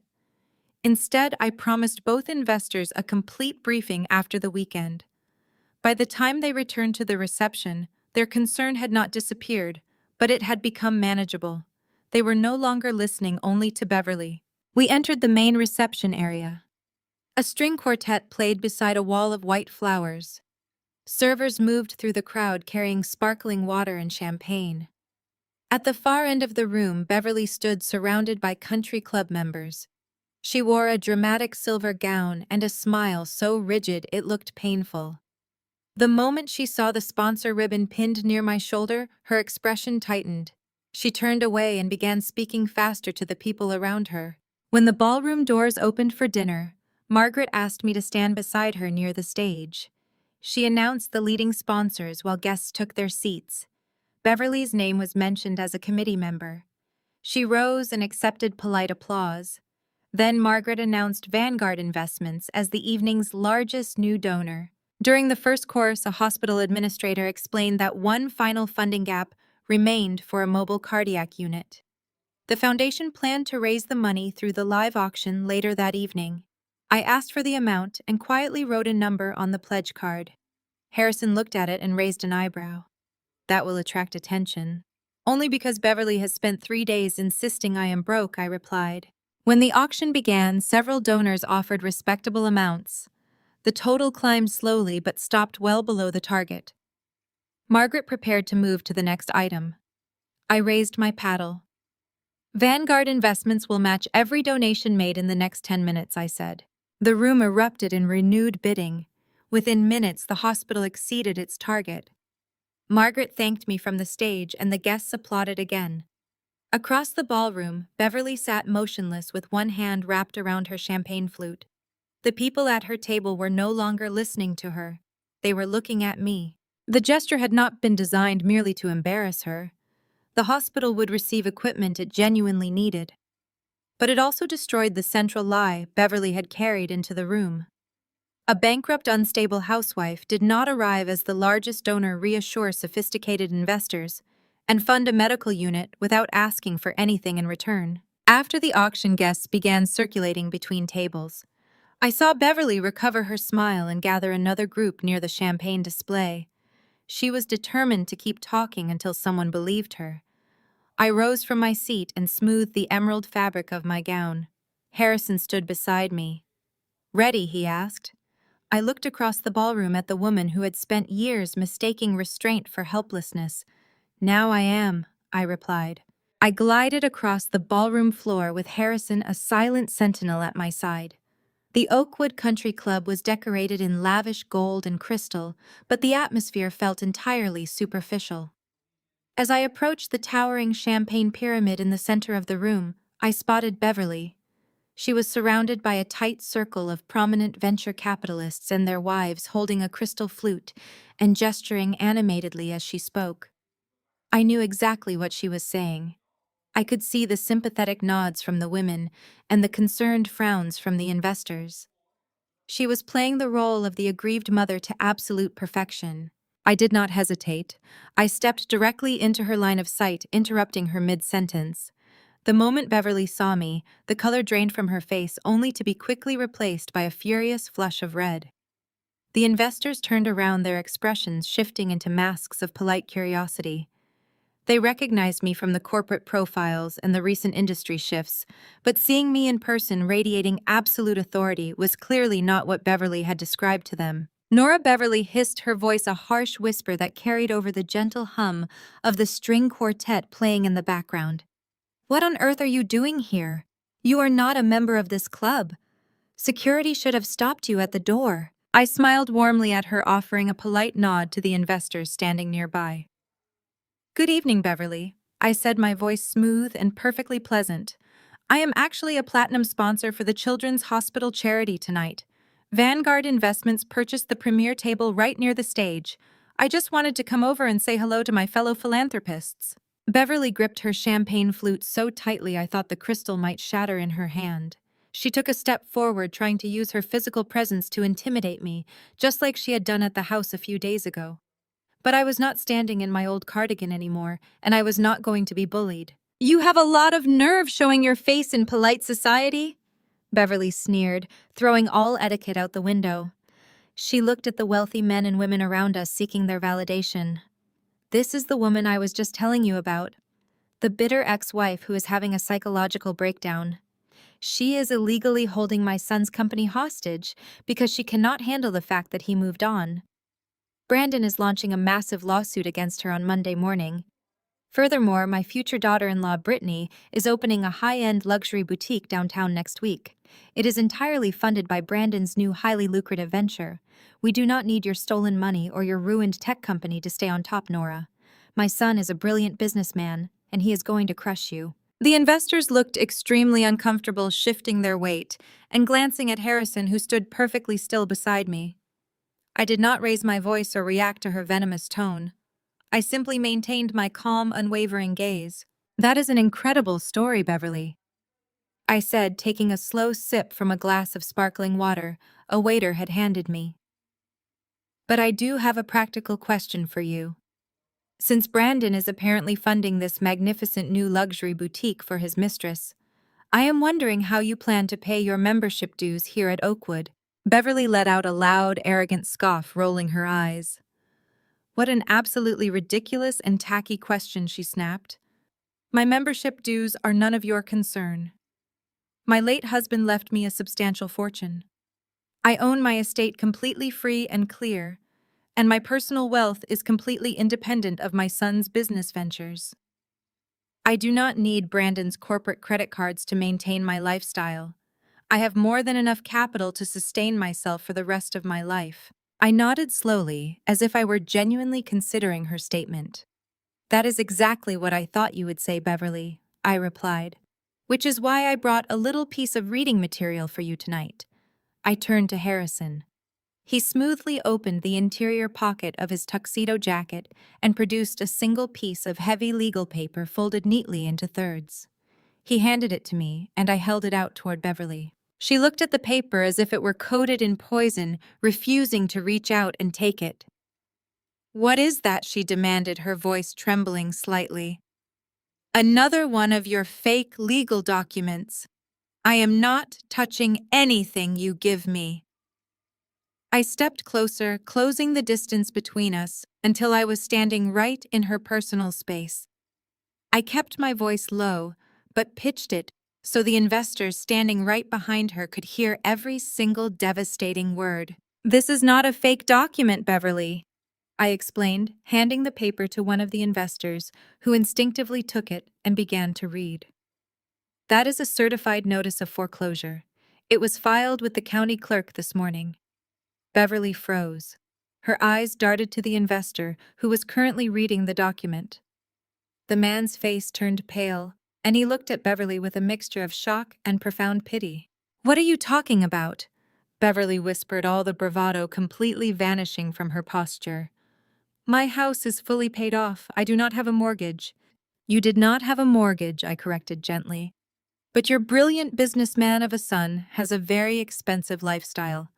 When Brandon realized his initial tech investments were failing years ago, he needed a massive injection of cash to cover his tracks and keep up appearances.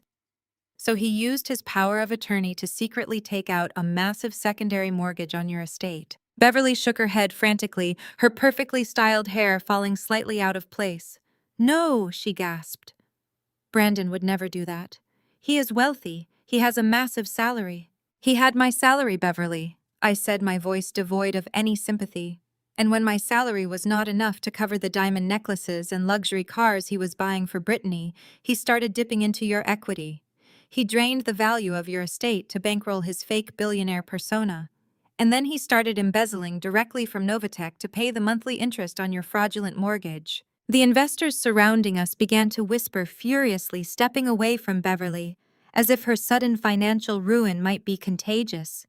But since I terminated his employment and froze all of his corporate accounts 2 days ago, I continued keeping my gaze locked on her terrified face. He missed the final balloon payment. He did not just steal from my company, Beverly. He stole your entire retirement. And the bank is taking your house on Monday morning. Beverly stared at me, her mouth opening and closing in absolute silent horror. Her eyes wide and unblinking, darted frantically around the room. The reality of her total destruction crashed down on her all at once. She realized the mansion she prized was completely gone, stolen by the golden child she had enabled. The crystal flute slipped, hitting the floor. She let out a strangled gasp as her knees buckled. She collapsed, tumbling forward. She fainted right there in the middle of the crowded ballroom. The string quartet stopped playing as gasps echoed across the decorated event space. Wealthy investors immediately stepped back, leaving a wide circle around her unconscious body. I did not rush forward to help her. I handed my glass to a waiter and turned my back on the chaos. Harrison walked right beside me as we left the Oakwood Country Club, leaving Beverly to face harsh reality. The weekend passed with absolute silence from my former family. I spent Sunday finalizing the acquisition of a specific commercial real estate block downtown, preparing my final move. By Tuesday evening, the downtown area was buzzing with the grand opening of Maison de Brittany. Brandon and his mistress had spared absolutely no expense for the lavish event. They had rolled out a red carpet across the sidewalk, flanked by velvet ropes and hired security guards. Spotlights illuminated the storefront, and caterers carried champagne through the crowd of influencers. Standing across the street, I watched them through the glass windows. Brandon was wearing another custom-tailored suit, laughing loudly with a glass in his hand.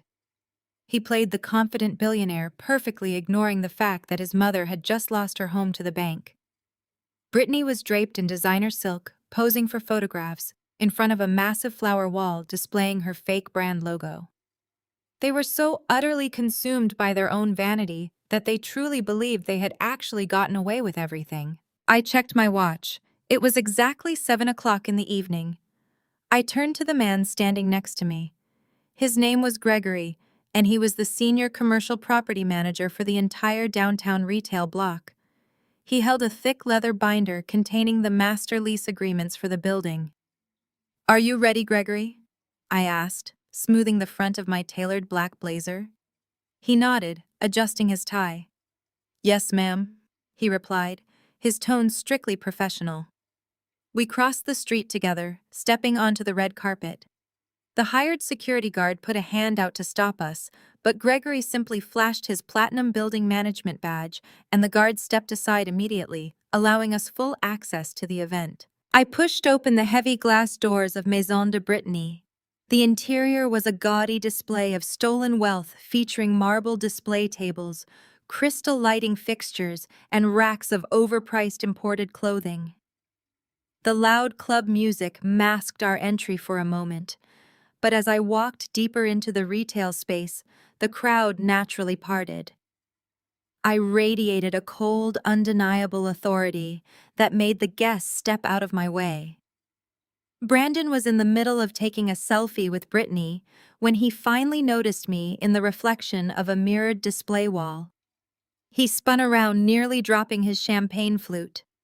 The smug, confident smile vanished from his face, replaced by an immediate flush of defensive rage. He glared at me across the room. "What are you doing here?"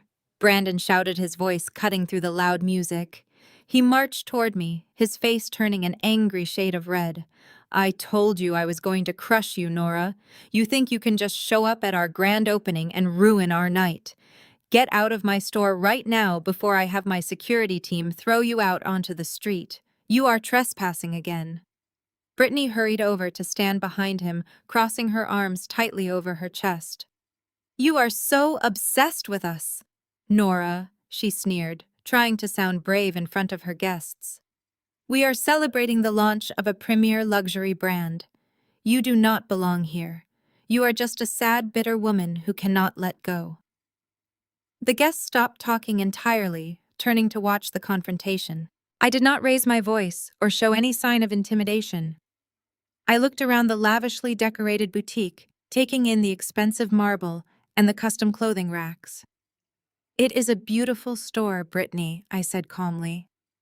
"You clearly spent a massive amount of capital on the interior design. It is a shame you will not be able to sell a single item of clothing here tonight or any other night." Brandon let out a harsh, mocking laugh. "You have lost your mind, Nora. We have a 5-year commercial lease on this property. We paid a full year of rent in advance in cash. You cannot touch us here. This business is completely independent of your tech company. We are untouchable." I turned to Gregory, who stepped forward, opening his thick leather binder. "I am afraid that is incorrect, sir," Gregory said, his voice echoing clearly in the quiet room. 2 days ago, the commercial real estate syndicate known as Vanguard Investments finalized the acquisition of this entire retail block. As the senior property manager, I am required to inform you that Vanguard Investments is now the legal owner and primary landlord of this building. Brandon stared at Gregory, his eyes darting back to me. The color drained from his face as the name of my firm registered in his mind. "You bought the building," he whispered. "Yes, Brandon, I bought the building," I said, my tone perfectly conversational. "Which means I am currently standing in my own commercial property. I am your landlord." Brittany let out a sharp, nervous laugh, grabbing his arm. "It does not matter if she bought the building, Brandon," she said, her voice pitching higher. "We have a legally binding contract. We paid the rent in cash. She cannot just kick us out. We have tenant rights. She cannot break our lease just because she is angry." I smiled, looking directly into her panicked eyes. "You are right, Brittany," I agreed. "I cannot break a legally binding commercial lease. However, a commercial lease is only valid if it was signed using legitimate, legally obtained funds." Brandon swallowed hard, taking a small step backward. "What are you talking about?" he stammered. I looked at the crowd of influencers and guests who were currently broadcasting this entire confrontation on their phones. I made sure my voice projected to every corner of the room. "You did not use your own money to secure this lease, Brittany," I explained clearly. "You used funds wired directly from a shell company called B&B Enterprise Group. That shell company was entirely funded by $1.4 million that Brandon embezzled directly from the research and development budget of Novatech over the past 18 months. You used my corporate money to sign this lease." Brittany gasped, dropping her champagne glass. It shattered against the marble floor, sending sparkling wine splashing across her expensive designer shoes. Brandon tried to speak, but his voice failed him completely.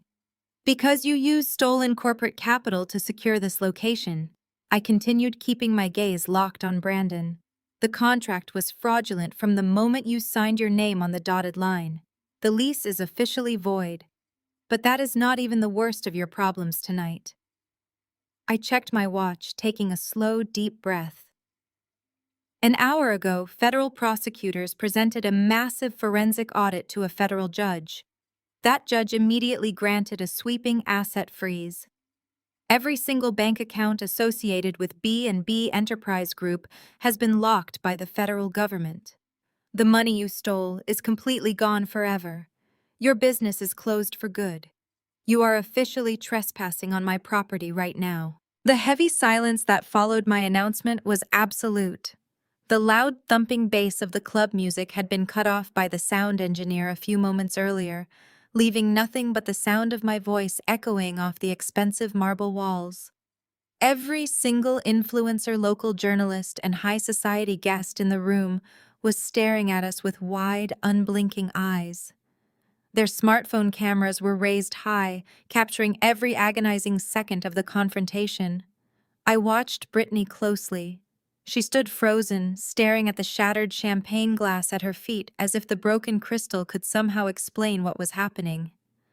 Her chest began to heave, her breathing turning rapid and shallow. The pristine image she had carefully curated for this grand opening was actively dissolving around her. She slowly lifted her head and turned her gaze toward Brandon. "Tell me she is lying!" "Brandon?" Brittany whispered, her voice trembling so badly it was barely audible.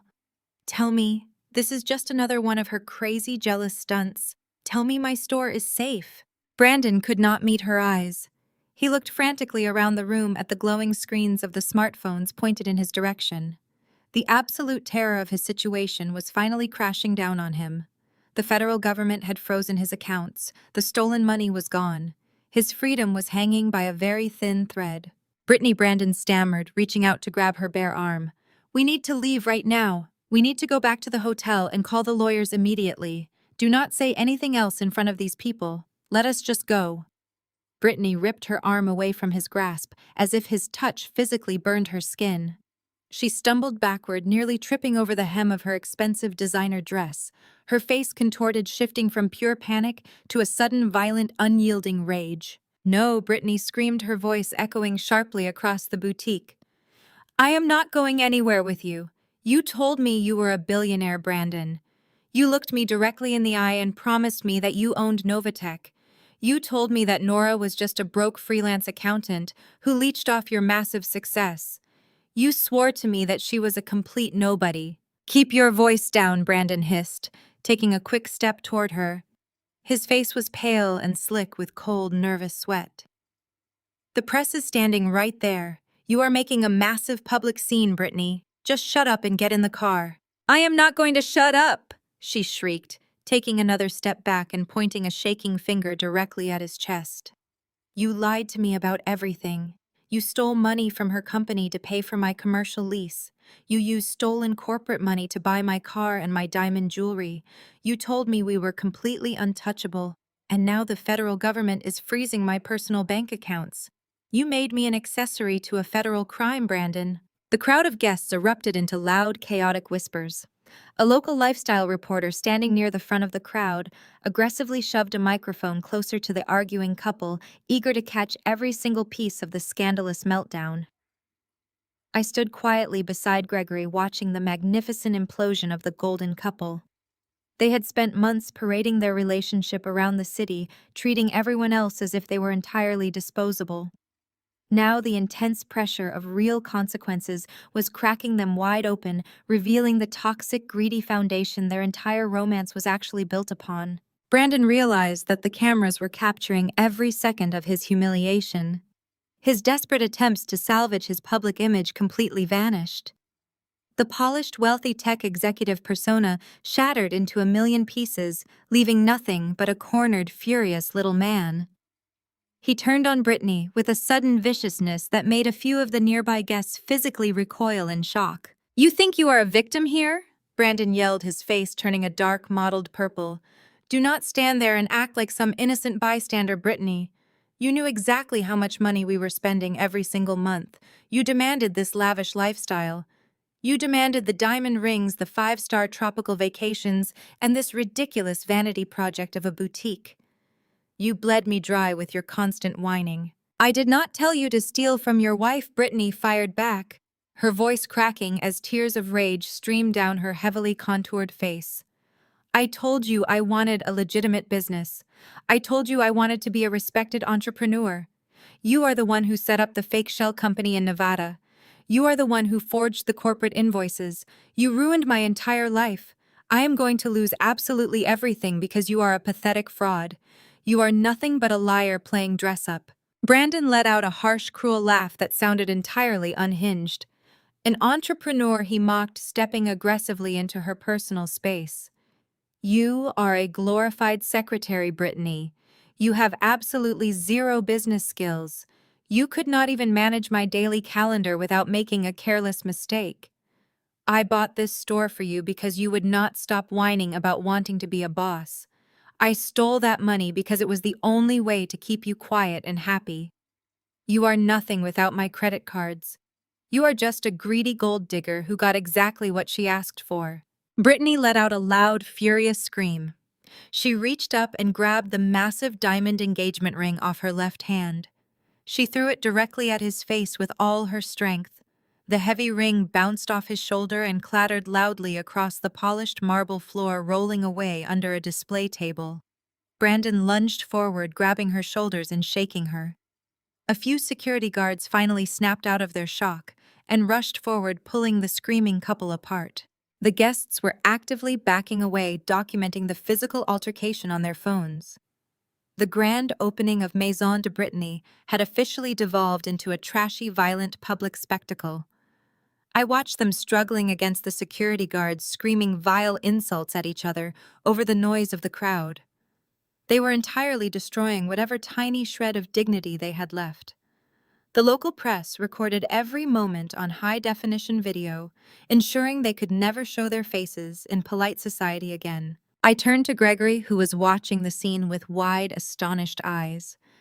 "I think we have seen enough here, Gregory," I said, my voice calm and perfectly steady. "Please coordinate with the local authorities to have this commercial space completely vacated by tomorrow morning. I want the locks changed on all the doors and the security codes reset immediately." "Yes, ma'am," Gregory replied quickly, nodding his head. "I will call a locksmith right away."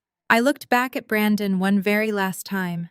He was breathing heavily, his expensive suit jacket torn at the seams, staring at me with a look of pure, desperate hatred as the security guards held him back.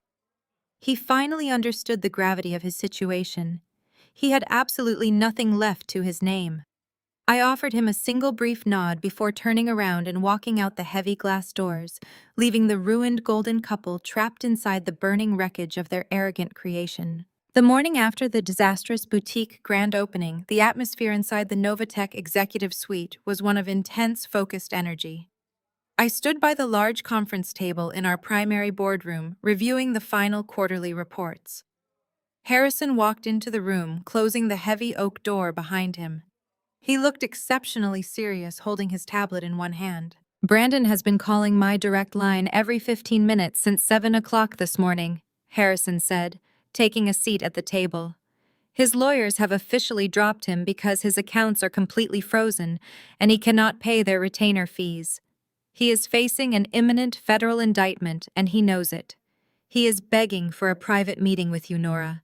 He says he wants to negotiate a surrender."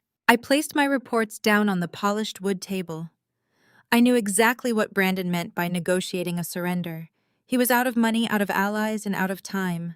But a man like Brandon never truly surrenders. He was simply looking for an angle, a way to manipulate his way out of the corner he had backed himself into. "Tell the security desk to let him up," I said, my voice perfectly calm. "Tell him to meet me right here in the boardroom. And Harrison, make sure the privacy glass is activated."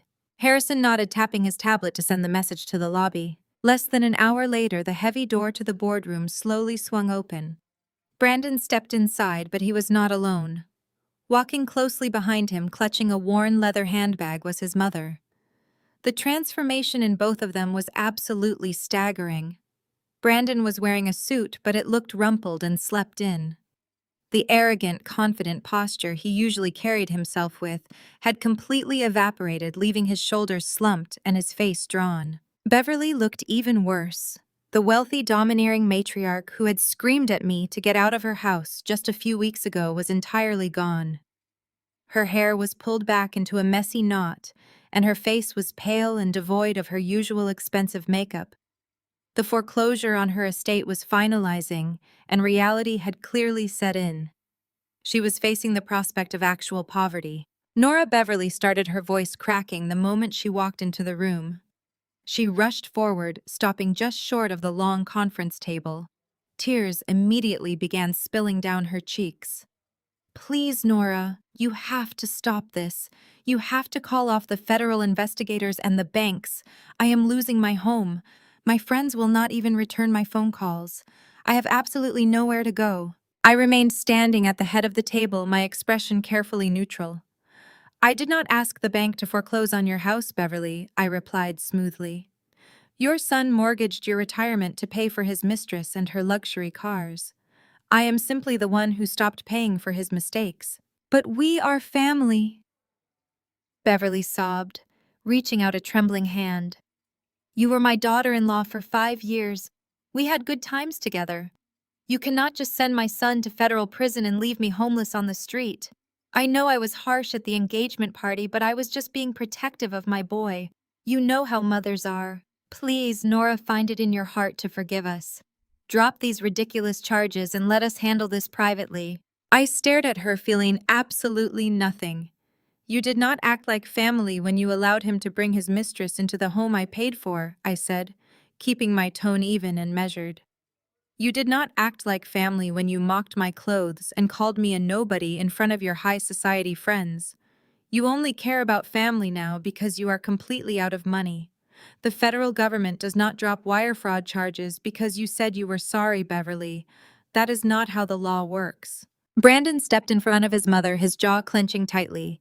He placed his hands flat on the conference table, leaning forward in a desperate attempt to reclaim some shred of authority. "Cut the self-righteous act," Nora Brandon hissed, his eyes narrowing. "You proved your point. You took my company. You humiliated me in front of Brittany and the entire city. You won.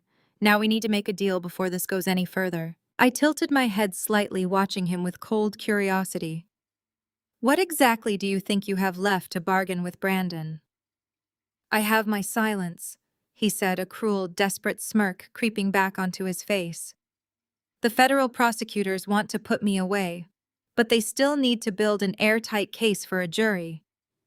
If you do not call them off right now and restore my mother's house, I will make sure your life becomes an absolute living hell." I did not flinch. "How exactly do you plan to do that?" "I will tell them you orchestrated the entire embezzlement scheme," Brandon threatened, his voice dropping to a harsh, menacing whisper. "You are the majority shareholder, Nora. You are the financial genius. I will tell the federal agents that you ordered me to funnel that money into the shell company to hide assets during our divorce. I will fabricate emails. I will testify under oath that you masterminded the wire fraud and used me as your scapegoat." Beverly let out a small gasp, but she did not tell him to stop. She just watched me, waiting to see if his threat would work. "I will drag your name through the mud during a highly public federal trial." Brandon continued, his confidence returning as he laid out his vicious plan. "I will ruin your reputation in this city. The press will have a field day with the story of the corrupt venture capitalist who framed her own husband. Novatech stock will absolutely plummet the second you are indicted as a co-conspirator. Your entire empire will burn to the ground right alongside me, unless you fix this right now." He stood up straight, adjusting his rumpled suit jacket, clearly believing he had just backed me into an inescapable corner. He thought his willingness to lie under oath gave him the ultimate leverage. I looked at Brandon, and then I looked at Beverly, who was holding her breath. I did not feel angry. I did not feel threatened. I just felt a deep, profound sense of finality. "That is a very compelling story, Brandon," I said, my voice perfectly calm and steady. "But there is a minor flaw in your negotiation strategy. Brandon frowned, his smug expression faltering slightly. What flaw? I smiled coldly. I reached out and rested my hand on the small digital control panel embedded in the surface of the mahogany conference table. You assume you are bargaining with me, I said softly. I slowly pressed the small silver button located on the outer edge of the console. Instantly, the thick, white, opaque frosting on the floor-to-ceiling glass walls of the boardroom completely vanished. The glass transitioned to completely transparent windows, revealing the large outer executive office. Brandon and Beverly froze completely in their tracks, staring wide-eyed through the clear glass. Sitting around the dark wood coffee table in the outer executive office were four imposing men. Two of them were serious senior federal prosecutors. The other two were armed agents from the Federal Bureau of Investigation.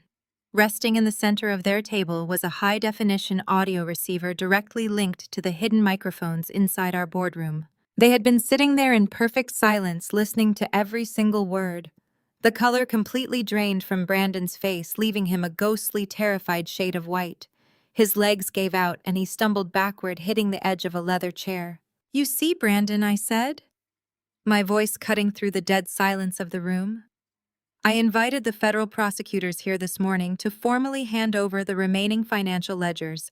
They were very interested to hear what you wanted to discuss in this private meeting, and you just gave them a crystal-clear recorded confession to corporate embezzlement while actively attempting to blackmail a federal witness." Beverly let out a horrifying, high-pitched wail, covering her face with her hands.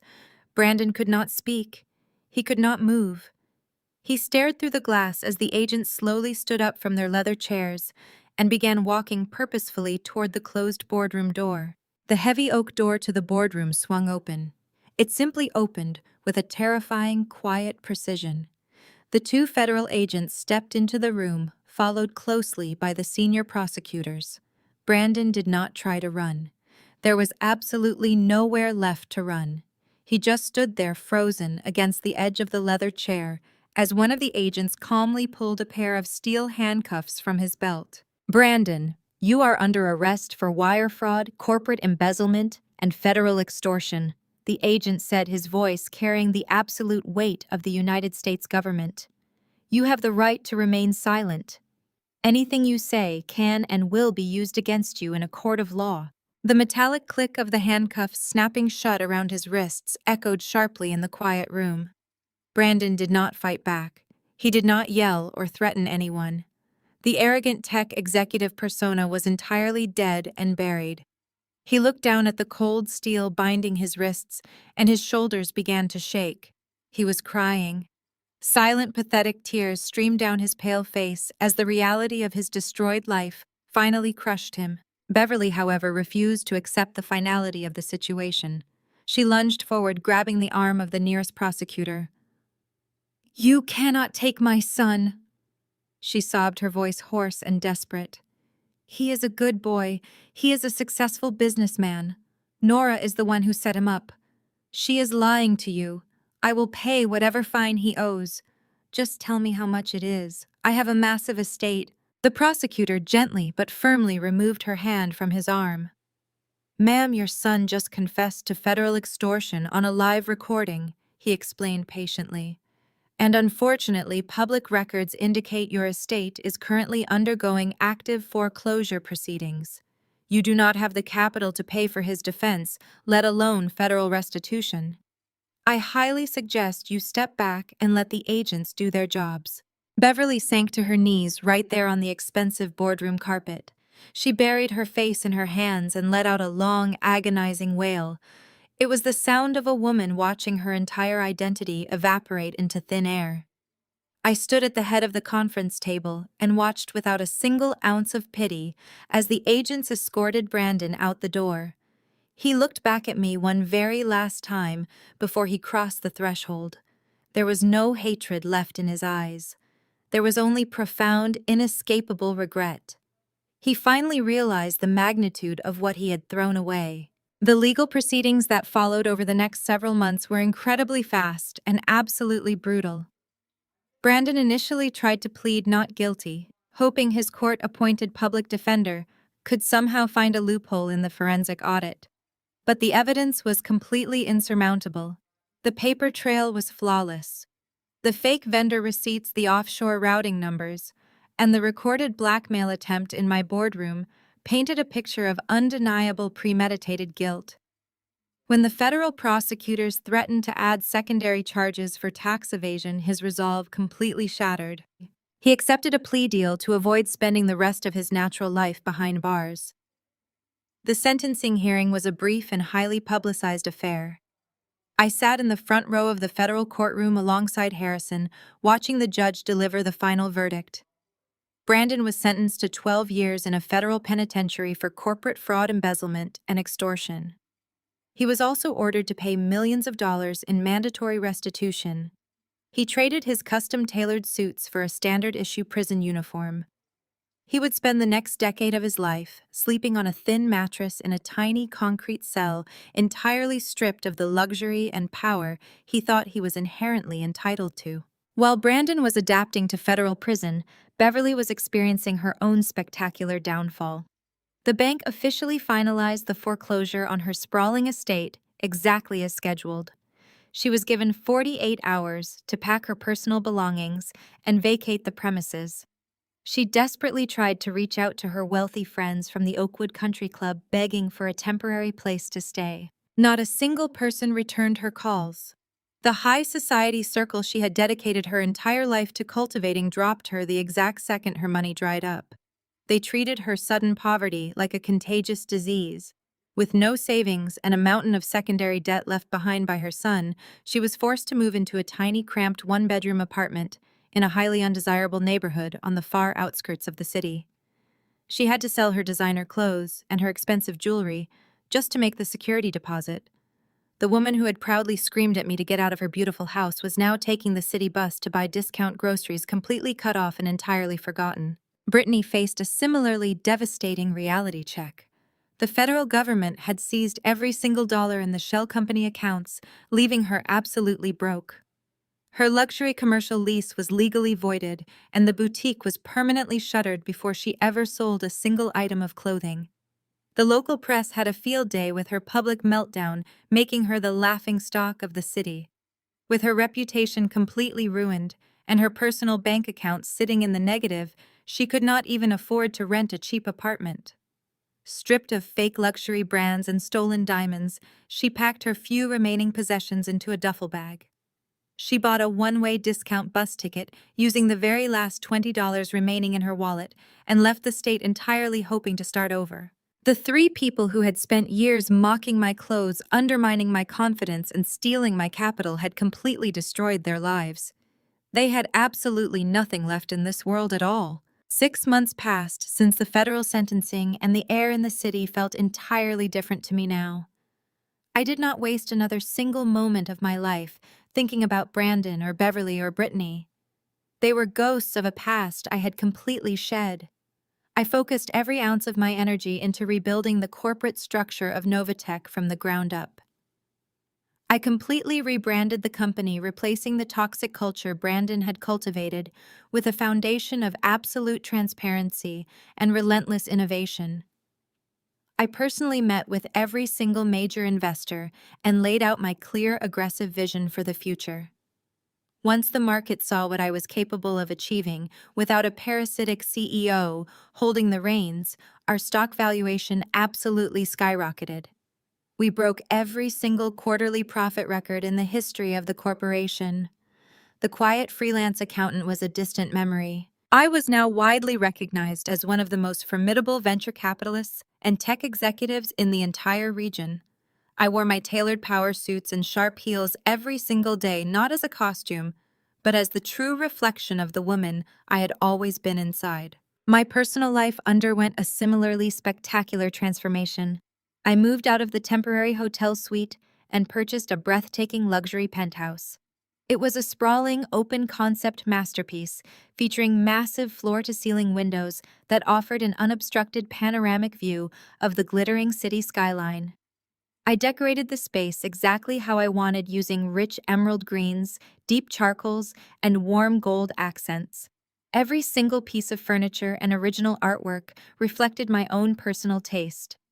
Walking into my home every evening felt like stepping into a sanctuary of absolute peace and quiet power. There was no more gaslighting waiting for me in the kitchen. There was no more walking on eggshells around a massive, fragile ego. There was only the beautiful, serene silence of a life completely under my own control. Tonight, I was hosting an intimate dinner party to celebrate the successful close of our most recent corporate acquisition. I had hired a private chef to prepare a 5-course culinary experience. As the evening progressed, the penthouse filled with the warm sound of genuine laughter and clinking crystal. I looked around the large custom dining table at the people I had invited. There were no toxic family members demanding my obedience. Sitting around my table were my true friends and my most fiercely loyal colleagues. Harrison sat near the head of the table, telling a dry, legally precise joke that had the entire executive board laughing out loud. He had been an incredible ally through the darkest moments of the corporate transition, and I valued his counsel immensely. My top engineers, my lead marketing director, and the few trusted friends who had stood by me were all sharing stories and passing plates of incredible food. It was a chosen family. It was a circle of mutual respect and absolute professional integrity. I listened to their joyful conversations, feeling a profound sense of gratitude wash over me. The chef brought out the final dessert course. I watched my friends enjoy the evening, feeling a deep warmth in my chest. I thought back to the woman who had stood in the foyer of that modern craftsman home, wearing a beige cardigan and listening to a crowd of strangers mock her existence. It felt like a lifetime ago. That woman had allowed herself to be shrunk down into a tiny invisible box just to keep the peace. But the fire had always been there, waiting for the right moment to ignite. I had finally learned that true strength does not require shouting or throwing theatrical tantrums. True strength is the quiet, methodical execution of your own absolute worth. Harrison caught my eye across the table and offered a small, respectful nod. He knew exactly what this evening meant to me. It was a celebration of my complete liberation. I gently tapped my silver spoon against the side of my champagne flute. The clear ringing sound cut through the lively chatter, bringing the room to a comfortable, respectful silence. I stood up from my chair, picking up my glass of incredibly expensive vintage champagne. I looked at the wonderful people gathered around my table and offered them a bright, genuine smile. "Thank you all for being here tonight," I said, my voice steady and filled with immense appreciation. "We have navigated some incredibly turbulent waters over the past few months. But looking at the phenomenal success of our company and the dedication of every single person in this room, I know that we have built something truly indestructible. To our continued success and to the truth that always ultimately prevails." "Hear, hear," Harrison said, raising his glass high. The rest of the table echoed the sentiment, a chorus of joyful voices celebrating our shared victory. I took a slow, appreciative sip of the crisp, cold champagne, letting the complex flavors settle on my tongue. I stepped away from the dining table and walked slowly over to the expansive glass windows. I stood alone for a moment, looking out over the massive, glowing expanse of the city. The towering skyscrapers, the busy avenues, and the bright, distant lights all stretched out before me like a vast, glittering ocean. I essentially owned the most powerful pieces of that skyline now. I had torn down the prison they built for me and constructed an absolute fortress in its place. I smiled softly as I watched the city lights flicker in the night sky. This spectacular view belonged exclusively to me now. Every single bright star shining above felt like a perfect, beautiful reflection of my hard-earned victory. I finally realized that the best and absolutely sweetest revenge was not just destroying my deeply toxic abusers. It was stepping completely into the light and claiming the beautiful, powerful empire I had built with my very own 2 hands. Looking back on everything that happened, the greatest lesson I learned is that silence should never be confused with weakness. For 5 years, I allowed myself to be cast in the role of the plain, supportive wife. I let arrogant people believe they were entirely responsible for my survival. They built their entire identities on the illusion of superiority, while actively looking down on the very person who provided their financial foundation. But true power does not need to boast or demand attention at expensive cocktail parties. True power is building something solid with your own two hands and knowing exactly when to pull the safety net away. Brandon and his mother relied on manipulation and loud cruelty to control the narrative. They sincerely thought that by screaming the loudest, they could bend reality to their will. But facts and consequences do not care about a carefully curated social image. When you know your own worth, you do not have to fight for a seat at the table. You simply buy the building and change the locks. The most profound freedom comes when you stop making yourself small just to accommodate the fragile egos of deeply toxic people. You owe absolutely nothing to those who only value you for what they can maliciously extract from you. Stepping out of the shadows and claiming your own hard-earned success is the absolute ultimate justice. Have you ever had to deal with people who mistook your kindness for weakness? How did you finally stand up and take your power back? Share your personal stories in the comments below because your experience might be exactly what someone else needs to hear today. If my journey resonated with you, please hit the like button and subscribe to the channel for more stories about reclaiming your life and finding your true strength. Remember that your worth is undeniable, and it is never too late to rewrite your own story.